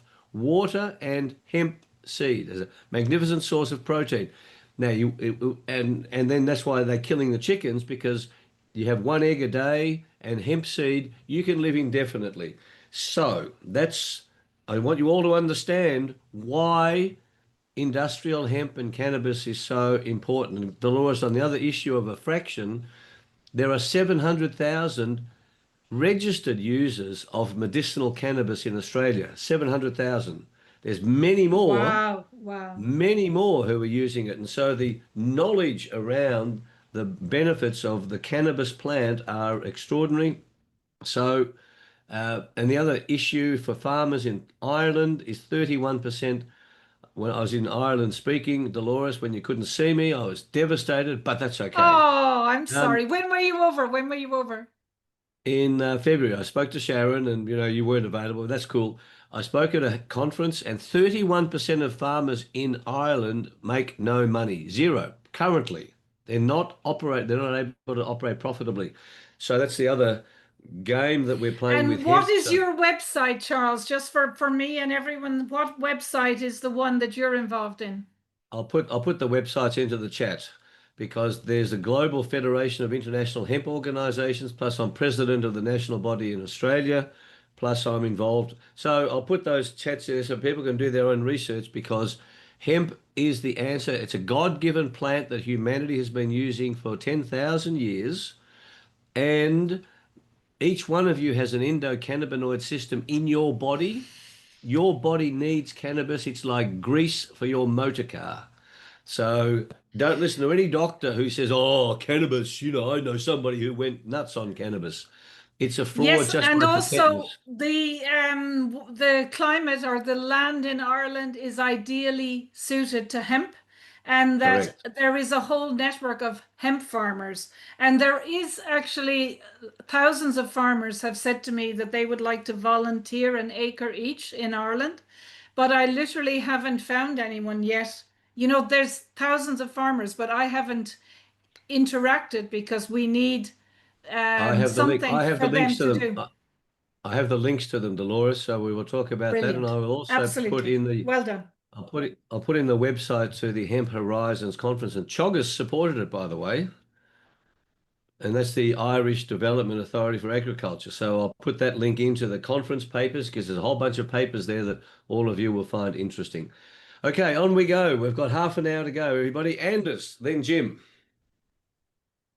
Yes, hello, Dolores. It was really great to hear all your wisdom in so many fields. I'm a Norwegian, turned into research the last 3 years.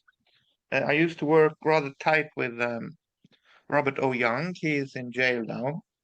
I hope I will not follow him, but let's say I did first a lot of statistical analysis of correlation linked to the 4G and 5G, linked to, let's say, excess mortality in rural versus urban settings, to point out the effect of, I would say, causation of the radiation, and higher radiation, more effect, let's say. And I found some strange data which I needed to go back to many times, and most likely it was graphene oxide starting from 2019 in the flu shots, and in 2020 prior to the COVID shots. And then now I see there is the same type of nanotechnology in so many vectors, from Roundup to fertilizers to water filters to chemtrails, through anesthesia, through insulin. And there are patents, and it is verified by independent researchers that this is so. And as you mentioned earlier, these nanotech particulates, they resonate with different frequencies. In USA, they had a very high excess mortality in the cities in 2020 prior to the launch of the jabs. In particular, in the 65 to 80 plus age group linked to low D and, let's say, immune system issues. And then I went back now and found a very similar correlation linked to the fertility. So if you live in upstate New York, you will have a great normal fertility, but in the cities, you will have a massive fall in fertility in USA, in UK, all over. So, and now I made projections because I see there is a massive increase in excess mortality in 2025. It is reported in Germany and France. They say it's a new bad flu season. And what it is, it seems to be, well, it's been verified by a number of Bradford Hill validations. So the correlation goes to the new launch of 26 gigahertz of the new 5G phase 2, let's say. And when you see the correlation in rural versus urban, you see this is really dramatic. And I rolled the analysis back using Grok to 2012-13. Starting in New Zealand, there was a 5% increase excess mortality in 2013 at the launch of the 4G1 antenna. It doubled to 10% with 2 antenna. It tripled to 15% with 3 antenna, and it went to 35% with the 5G, using the baseline prior to the launch of the 4G. And when I applied that analysis method to, let's say, the world, it is more than 130 million killed, excess mortality between 2013 to 2019. Well, in that period, about 50 million. And then it kind of is Dennis Rancourt data 2020-22, about 30 million. And then another big chunk 23-24, but it is accelerating now in 2025 due to the massive launch of the 26 gigahertz band. And it is mainly done in rural, in urban situations. So I would be very happy if you could have a look at this, but I understand it's difficult to communicate with you. I found an old email address. I'm not sure that will go well on Gmail, but at least this is a very heavy study, and I would be happy to have any contribution to help to get this out. It is in the last phase now in a book I'm making on it. It will be one book for about 80 different science papers, kind of style, linked to science methodology, which is kind of made by me and AI Grok together. And then it will be a more textual book to present this link to this, because this is it's really alarming, and it is a double story or triple story. You have the excess mortality, you have the fertility, and you have all these toxins, nanotechnologies, which is all over the place. And the real shocker is that they are about to launch the 6G in a few years.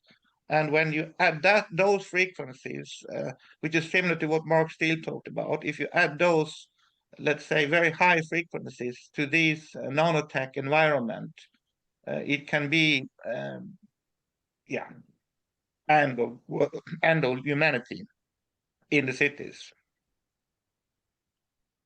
So Anders, first of all, thank you for all the work that you've done, right? Amazing. And, you know, there is a way to contact me, and the same similar way as was contacted. Partly why I don't make it easy is that people who contact me often have adverse kind of consequences for contacting me, you know? So there is a way of contacting me, and I will let it be known. And I would love to read what you've written. And I think that what you're saying is 100% correct. And it may also be a little bit worse than you think or we think. And partly it's good to have the opportunity because you can literally have entire large sections of populations being very badly affected, looking like brain hemorrhage at 1 or 2 or 3 in the morning, and that a population wakes up and then that is an outbreak of Ebola, right? So I that lost is a good friend in January, just like that, brain hemorrhage. He was 50 years old. Yeah. So exactly. So a lot of the people in my network who get warnings, that's how it happens, right? But what they're doing in some countries, I'm not going to say where, but people will obviously know, they are pulsating the higher frequencies for 10 minutes, about 2 or 3 nights in the cities per month. And that will lead to micro bleeding, which leads to cognitive impairment over time, like mini I'm strokes. aware of that. So I moved out of the city. I'm not going back to the city. I mean, I need minimum 500 meter to an antenna. Yes, so that's the not so good thing. But of course, the positive thing is there are ways of dampening down, you know, for individual people. But what's not so easy to control is the microbursting that they can do. You know, the microbursting of the Yes, radiation. And so yes. why I studied death. So I'm just saying that this is all totally well known. And when I did my research, it was on sudden adult death in the 90s. So we were essentially looking at sudden adult death, sudden heart attack, dilated cardiomyopathy, natural, and then abnormal, right? Or induced death. And that's, you can only really show that some autopsies and deaths are caused by agents that don't leave much of a trace deliberately, unless you have a very good repository. But also you need the requirement that every death is investigated with proper autopsies and proper coroner's reports. And that's partly why my network is, all of our networks are in pathology. And that's why Professor Buchart and all of the people who do the autopsy analysis are threatened. Like, I think I was on a call with 15 of them, and every single one of them, including me, had been fired for gross misconduct in the previous 2 or 3 years, so that they wouldn't have access to their testing labs.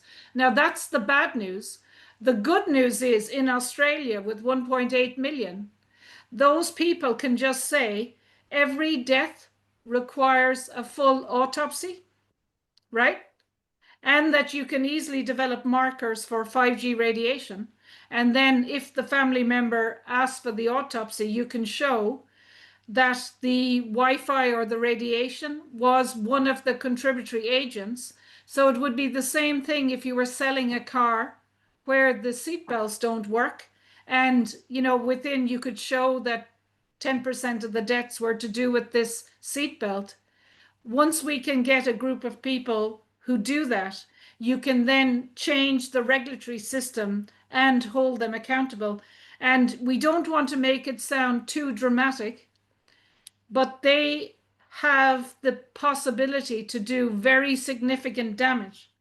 And because the injections are in different age groups, it wouldn't be that difficult to have a pandemic of people over 40, because a lot of the repository of knowledge is in a certain older group of population. So we don't want to be dramatic. There are solutions, but we do need to build on the kind of networks that Charles has and make it so that people can just, in a simple test, maybe monitor if some of their symptoms of sleeplessness or exhaustion or feeling low are connected with the radiation in their home, so that it's not a hard sell. You know, like you could give someone a gift to show, well, maybe is there radiation, like a Father's Day or a birthday present or a Christmas gift, because you can quite easily monitor in your blood in a simple test whether you are being poisoned by the 5G, and then you could have a present to dampen down the radiation in the home, but you would still have internet, and then you would protect your family. So everything I think we're going to do, I think we have to combine the very serious message with a solution that is implementable, and then try and get our entrepreneurs, you know, people who are 10, 20 years younger than me, to come up with a product that can protect you or your baby from the radiation within an area. Now, I know Dr. Heiko in Norway is involved, as I am, and there is you know, equipment that you can buy that seems to be protective for radiation in a defined space. So I think, as well as warning people, I think we have to also offer solutions. I All have right, Anders, one more Anders. question, a short. Okay, quickly. Short. Okay, go. Yes. So during my research, I didn't fully understand what I found, but now with XAI, I'm able to analyze and go much detailed. And what I found is that the Swiss regulation, which is for 0.1 watt per square meter, was not upheld when they launched the 5G, and they had a 38% excess mortality when they launched because it was probably 5. And if you go to UK and Ireland, you have 10 watts. It can be 15 to 20 watts because the 5G is like a beam. It goes to a very, so it is basically violation of current regulations, and it is very easy to prove it. So just a comment. Yeah. Great. Thank you, Anders. Great work. And we will share your work with Dolores. That's important work you're doing. We've got 15 minutes to go. We've got to finish with Stephen. So thank you, Anders. Jim, Daria, Heiko, and then Stephen. Thank you. Hey, Dolores, how are you? Good to see you. Good. Yeah, great talk. My question is about, as you know, before we met, I guess we met before the COVID, and we were discussing fertility problems. It looks like Albert Bourla, the head of Pfizer, is a veterinarian that specializes in immunocastration. That seems to be happening. And it seems to be being done with by blocking the anti-parasitic use of hydroxychloroquine, ivermectin, and now nitazoxanide. I've sent you some information on nitazoxanide as an anti-parasitic, as well as nicotine. And now it seems like these anti-parasitics like nitazoxanide seem to block Ebola as well. Quite fantastic, amazing broad spectrum antiparasitics. So we've been so as physicians, we've been trying to prophylax and get people on a parasitic detox, as it were, to try to get rid of whatever this is that has been injected or even transferred via touching people. How does that come into play? And is that, are we going to be successful with using antiparasitics to stop what they are creating with these 5G or whatever it is, if that's what's happening? So first of all, Jim, it's lovely to see you. I remember when we met and we were talking about all these issues. Was it 2018, 2019? Something like, but way before the COVID. It was funny. It was. And then you also, we won't go into too much, but you allowed me to be networked with very key people, which I am very grateful for. Thank you. Okay. Yeah, grateful. for all you're doing. Yeah, no, it's all good. And so I think what's important as well about the guy who's the vet is, and I think you and I discussed it, that for 40 years in the TB vaccines for men and women and animals, they had this agent called human gonadotrophin subunit B. Yes. And that is, but I don't know if I said it to you when I met you, they had done all the papers in the 1960s and 70s because they were going to offer this as a long-term fertility treatment, particularly in women. So what it does is when decreasing fertility. Decreasing, sorry, yeah, like a pill, right? Exactly. But they were pitching the research as if women would just need to get injected with this and then they wouldn't need to go on the pill anymore, right? So, but that was in a covert way in the TB vaccines worldwide. And how that works is that when a woman conceives, the fertilized embryo goes between the egg to the fallopian tube, and in those 5 or 6 days, in order for the fertility for the embryo to implant, it needs this human gonadotrophin. And if that's not there, they will never get pregnant. But what was interesting is that they stopped the research in the 1980s. So that is a hallmark of they do something that they sell in one generation and then they put it into the vaccines.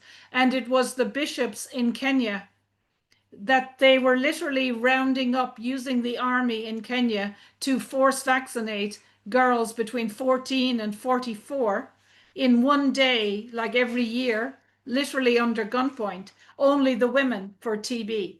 And then eventually Kenya came out and said, wait a minute, what's going on? But that agent could still be in the TB injections that are given now. And the shocking thing is, if it works the way it's supposed to work, you could just have one of those and then never get pregnant again. So yeah. Yeah, and that's exactly that.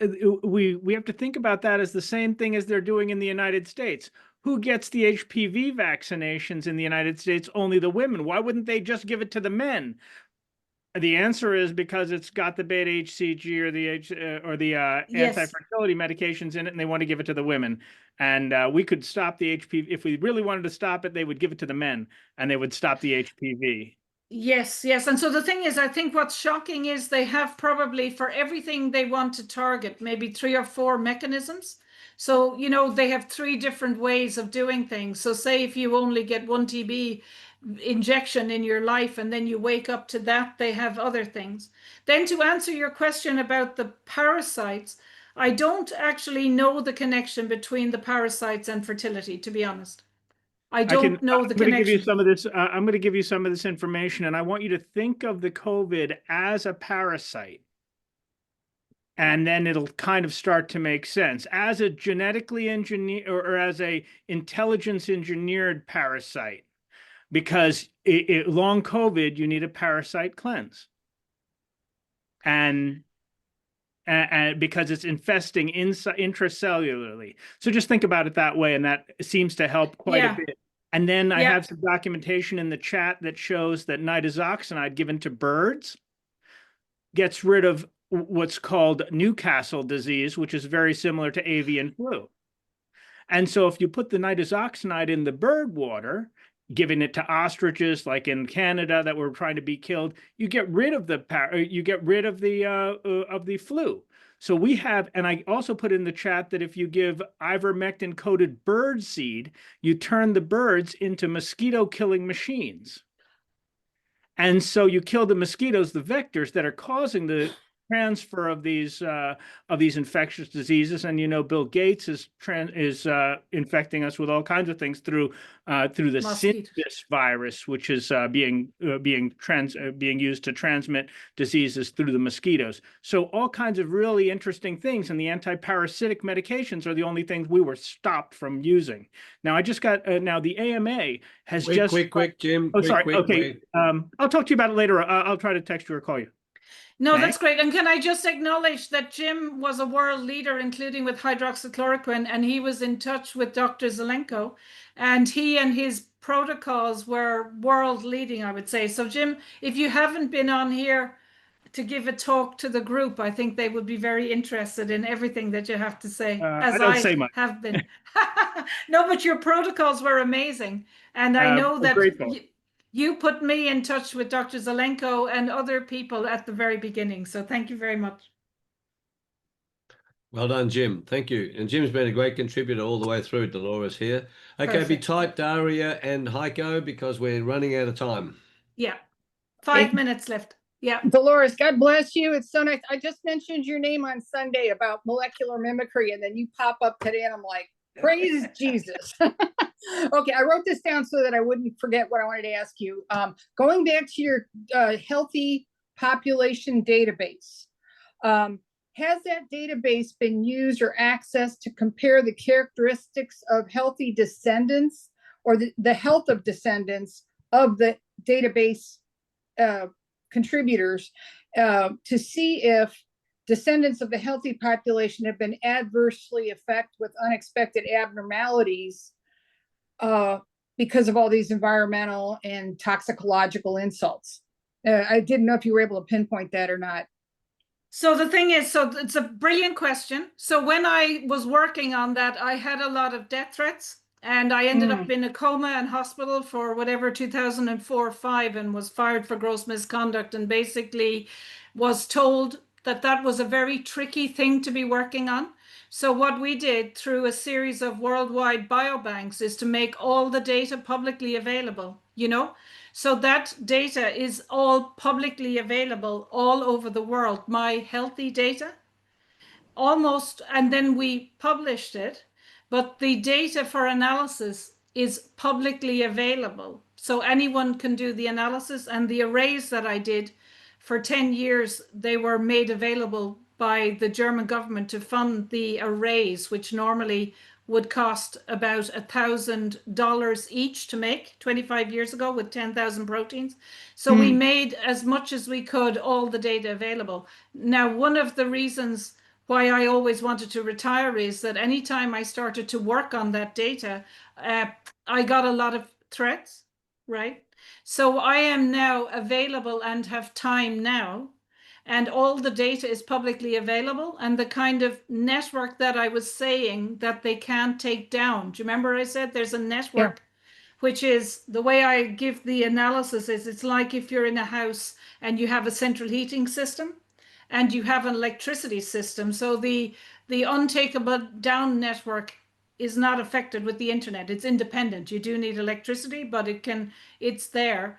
So my data is on that network, and it's very powerful, but what I would need is a network of people with questions that we need to compare to the healthy people.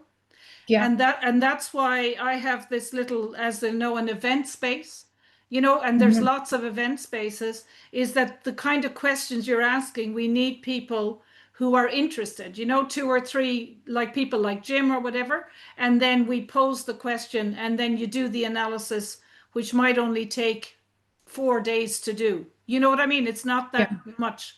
But the main thing that I wanted to do was make the healthy data available. Now, there is 70,000 Amish in America where their health data is publicly available as well. But we obviously don't want any interference in the Amish people. But one of the biggest control groups in the world is the Amish population, and they have been, in a very generous way, contributing to the healthy cohort behind the scenes. And then there are other groups of healthy people. So we haven't done the kind of analysis that you're saying, but it wouldn't be that difficult to do. But it's a bit like the World PCR Sequencing Consortium, or what Teresa wants to do. To answer any question, or what Jim is doing, you just need a couple of people who are interested in the question, and then the results can be generated, you know, or Anders in Norway. So it hasn't been done. But the sad thing is, and I know you have to go now, Charles, is there are plans that I read 50 years ago, you know, that my father and grandmother read 100, like more than 120 years ago. Everything that they said they would do is happening now. You know, this is all, and they have a pivot point between 2020 and 2026. But this is in a way the height of their, powers. And if we people like on this call work together, we can almost entirely prevent it. And if we don't get together, it's, it's not going to be that pleasant. So there's a huge impetus for people on the call to just do one thing, not be overwhelmed, but just say like Teresa's going to do one thing or Jim is going to work on one thing. So very good. Thank you. As Buckminster Fuller said, each one of you is meant to do what you uniquely see needs to be done, but go and do it. Okay, we've got Heiko here, needs to speak to you, and then we'll finish the last couple of questions. Thank you. Heiko, Thank you. Thank you, Daria. Hi, Heiko. Hi, Heiko. Heiko's been amazing. Thank you for being on. Heiko, you're muted. Come on, chop, chop. Wakey, wakey. Heiko, you are muted. Now, on my laptop, I wasn't able to unmute myself when they wanted to silence me. So it could be that the unmute doesn't work. It works. It works. He's just so excited to be talking to you. Come on, Heiko. There he is. There he is. I two things I want to say. You have to mute one of your things because it's getting feedback. Okay, go. Just done. The other thing is muted. Go. Come on, we're here. It's okay now. Did you also hear that the ivermectin has been done something with, so it's not safe anymore? So many are afraid to get. You've got to turn your other speaker off, Heiko, because it is giving feedback. Yeah, the speaker. And I think what Heiko was saying is that ivermectin has been interfered with. Now, Jim knows more about ivermectin, and Heiko, you know more than I do. But that is always a possibility that they can spike something. Okay. The other thing is that now in Norway, the government wants to. Is still echo? How is that possible? Well, they want to force every farmer to take these methenhammers blockers, methenhammers Bovaer. And so many animals already got sick, and the calves died, and many farmers got sick by being in the same room. Okay, basically the dangers to farmers of animals being jabbed and being in the same room with all these chemicals. Heiko, your audio is shocking, but you've passed on those two messages. Yes, ivermectin could be played with, and secondly, farmers and the stuff that's put into these animals is obviously evil and dangerous. Anything else, Heiko? Thank quickly. you, Heiko. Thank you very much, Dolores, and let me Thank know how you. to reach you. Thank you, Heiko. Sharon is the best. And Heiko, what was the name of the compound the farmers had to take in Norway? Bovaer. And Rockefellers, I own it. Put it in the chat, Heiko. Thank you, Heiko. Thank you. Okay, Stephen, last couple of questions because we're up to our 3-hour limit. Stephen, who is also muted. I'm doing it now. Beautiful. So I was distracted by Heiko. I don't know. So he's got two devices on, as far as I can see. He hasn't closed down one. He's muted one, but I don't think it's worked. Anyway, I wanted to ask you, Dolores. So all the stuff that we've done in this group and in all the other groups, if we don't do something about the education of our children, we will be a lot worse off in 25 years' time, say, or 50, and certainly 50 years' time. So how do we educate the children properly? And also, I think there are quite a lot of people who can agree that, they're trying to take three things away from us. They're trying to take God, family, country away from us. These are the big messages. So I think that they don't like people who go to church because people who believe that there's a God or believe in God, they have great courage. So many of my friends seem to be Christians these days. That wasn't the case before 2020. And also, I think because people who are beholden to God, they have some fear about when they get to the pearly gates. And if they haven't told, so they're slightly interested, at least slightly interested in telling the truth and trying to get to the truth. So I think the family obviously is the basic building block of any society, and country is also very important. And it seems to me that in 2020, the most shocking thing was that countries were being taken down by their own people, and they had no guilt about it, and nobody accused them of it either. So, and you saw it most vividly in America. And we haven't even talked about Trump, but we should have done maybe. What do you think about Trump? So do you think he's authentic? Does he love his country? That's a very, very important question. So maybe, yeah. So Does he love his family? Does he love, that's another important question. And well, he does love God, apparently. So maybe just first of all, just to answer the question, I'm going to answer them all about education, right? So I only wanted to put this is the little castle, right? Now it's better renovated now, but just, I was in touch with, there are 5 countries in the North Pole, and there are a group in those 5 countries where they have a program that when all of the young people are born, they go into a free home education from 0 to about 5, 6, 7. And in order to inspire that, they set up a university for the 5 countries. And anyone can become a teacher essentially, but part of it is that to be a teacher for these little children from 0 to 7, you learn your language and your heritage and all their cultural skills and how you actually prepare and grow food, so that by the time in these 5 countries the children are 7, they actually can speak with their grandparents and the older generations, and they have retained all the knowledge and heritage of their local community and their local food, and also how to survive in each season, right? So the first question you were asking, Stephen, is how do we educate the children? So what I would like to do, and this little castle is available for anybody who wants to do any kind of outreach program or home education for young people or parallel, to inspire the knowledge of whatever, whether it's growing food or the ancient language, or to keep the traditional skills alive.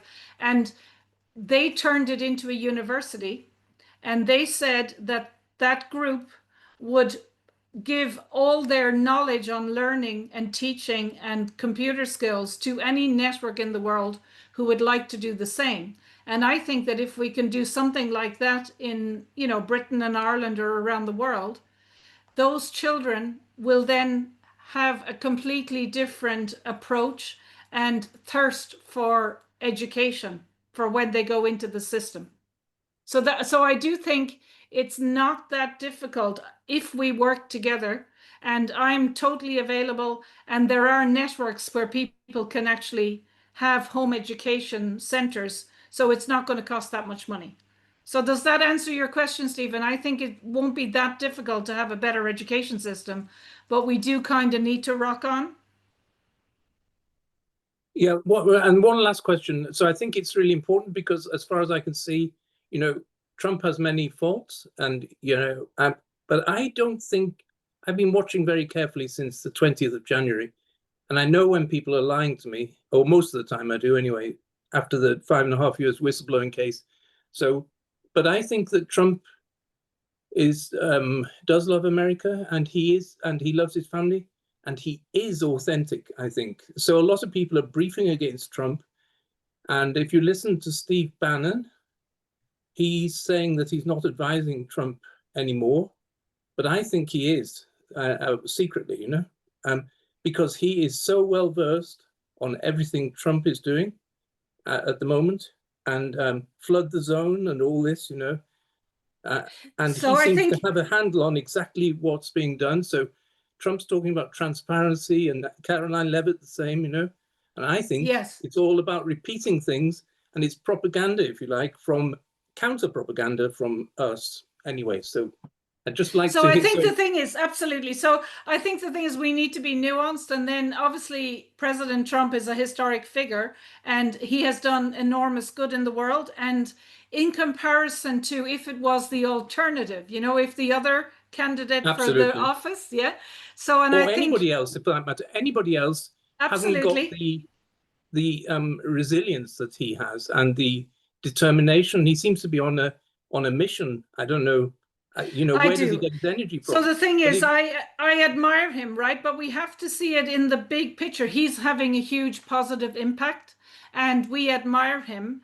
But on the other hand, each of us, so I'm involved in networks where people are helping each other in a decade-long strategy for how do we facilitate local council elections across Ireland, Dolores, right? someone's put in the chat now, someone I respect has just said that Trump hasn't kept one promise. What do you say to that? That's not. No, so you know the way when I said there are all these elements like LGBTQ and does the virus exist, which is designed, they are impossible arguments. So what I'm trying to do, Stephen, is to, again, maybe that we need to be aware of the strategies that are used so that we don't focus on solutions and be constructive from one meeting. And you can always be diverted to spend a lot of time talking about issues that are really not the focus. So the short answer is, I think I admire him.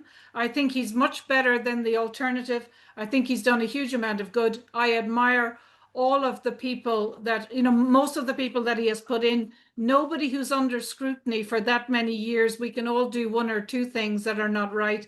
And I admire Robert Kennedy. I was honored, as I think many people here were, to be on Zoom calls with him, and he's a very good man. And I think it's hard to appreciate the forces that are against them. And I also know that they, in general, get death threats.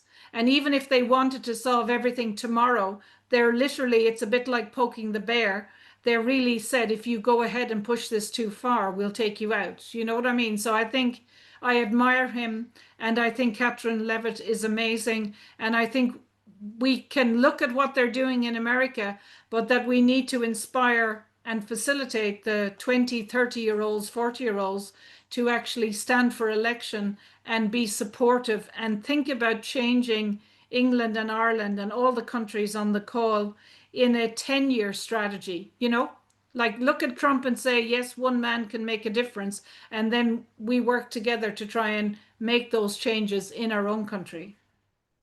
Sure. All right, Charles, can you let Vera just have a yes, quick word? Vera, quick Oh one my question. goodness. Oh my goodness. One of my heroes. Well, Oh, wow. Okay, love you. I sent you my email. I want to get in touch with you. But I am going to be the amazing. one right now, believe it or not, who is going to remind everyone Oh, man. that Trump and the entire administration, really, but Trump, Gaza, Oh, yeah. Shocking. Iran. No, we're not talking the big stuff, really, whether we will be around at all.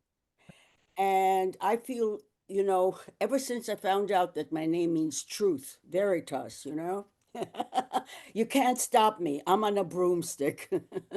So I will say no. The most important moral issue that we're looking at, and that I, as, you know, a survivor, Never Again is now global, which is, you know, both my series and books that I want to invite you to.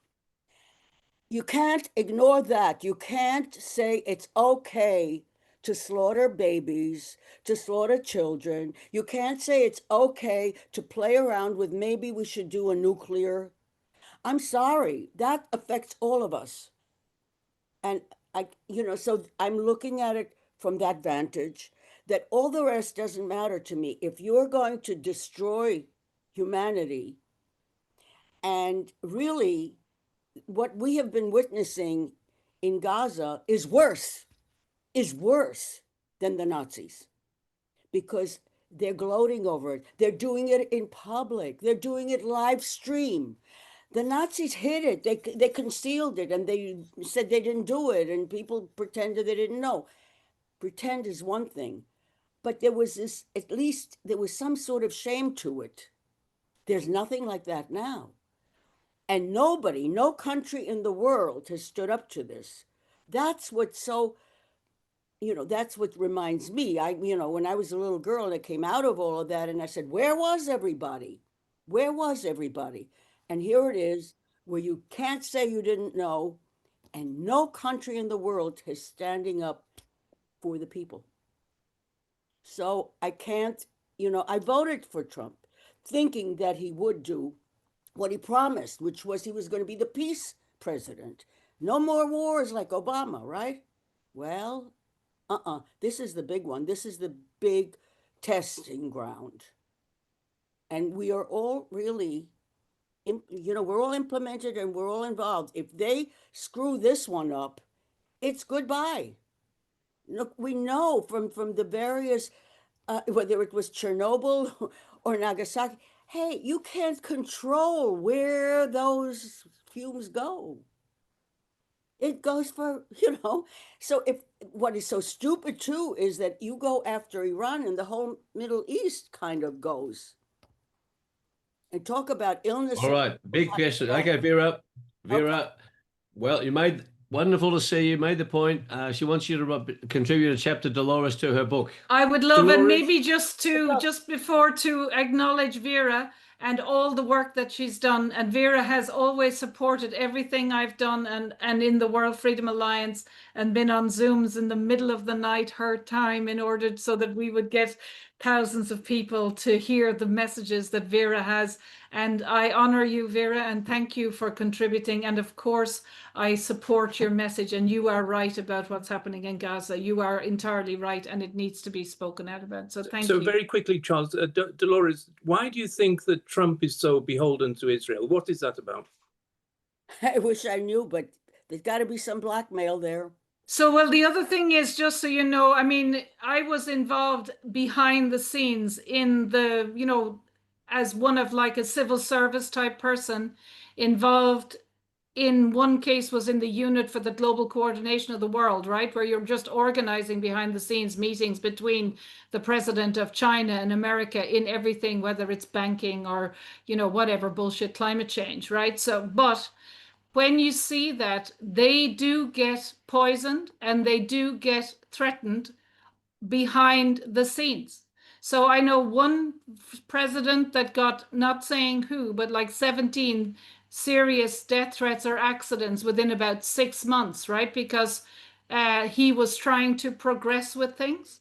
So I worked in that field for about 15 years, and the people that were pushing did have accidents and were not there later on, right? So when I was saying in my network, if you push it, they say people, will be dead. You'll be dead next week, and they sort out their affairs. They leave the country so that whenever the accident happens, their child won't be in the car. I literally know someone who got out of the car with his children, got the call, and they turned around and said the car blew up, right? So that is why there's certain ways you can push things. And then there are certain huge forces in the world that they do not want. But the way we get around it is this local networks, and then trying a bit of transparency on elections. And, I would say in Ireland, everyone feels the same as Vera does. But for the last 20, 30 years, they're pushing a completely different agenda and pushing us into a military alliance when we are a historic, sovereign, neutral country. So I think a lot of the time what looks like these so-called leaders have power that sometimes they themselves, and it may not even be blackmail. It may be that if they're taken out, who's going to be the next guy, and is it going to be worse? Are they more in the pockets of whatever, or will they take out the vice president first or whatever? So I think when you see it firsthand, it's not as straightforward as we might think. All right. Thank you, Dolores. Okay, time's up. You've been given us 3 hours and 20 minutes. You are an angel. Thank you. Thank you so much for your wonderful work, Stephen. Thank you for organising and organising Dolores to be with you. And Dolores, we are with you. We are a resource for you. So both Stephen and I and all of us, do what you see needs to be done. Vera's doing what she sees. Stephen is, I am, all of you are, and we must take those steps. If you sit on your ass and do nothing, then you will suffer the consequences. And so let's go on and fight for truth, justice, ethics, freedom, and true health.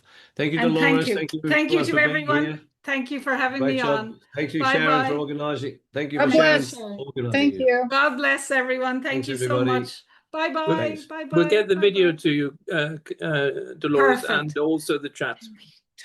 Brilliant. Thank Okay. you, Stephen. Thank you, Charles. Thank you, Vera. Thanks, Thank you, Doris. everyone. Thank you, Sharon. Bye. Bye-bye. Bye-bye. Thank you so much. Thank you, Charles. Thanks, Stephen. All right, off we go, everybody. In the meeting now, go to the Tom Rodman group. He's put the chat in there for those of you with endless time. Okay. Lots of love. I'll stop the recording. Do you have the link for the healthy database that Dolores mentioned?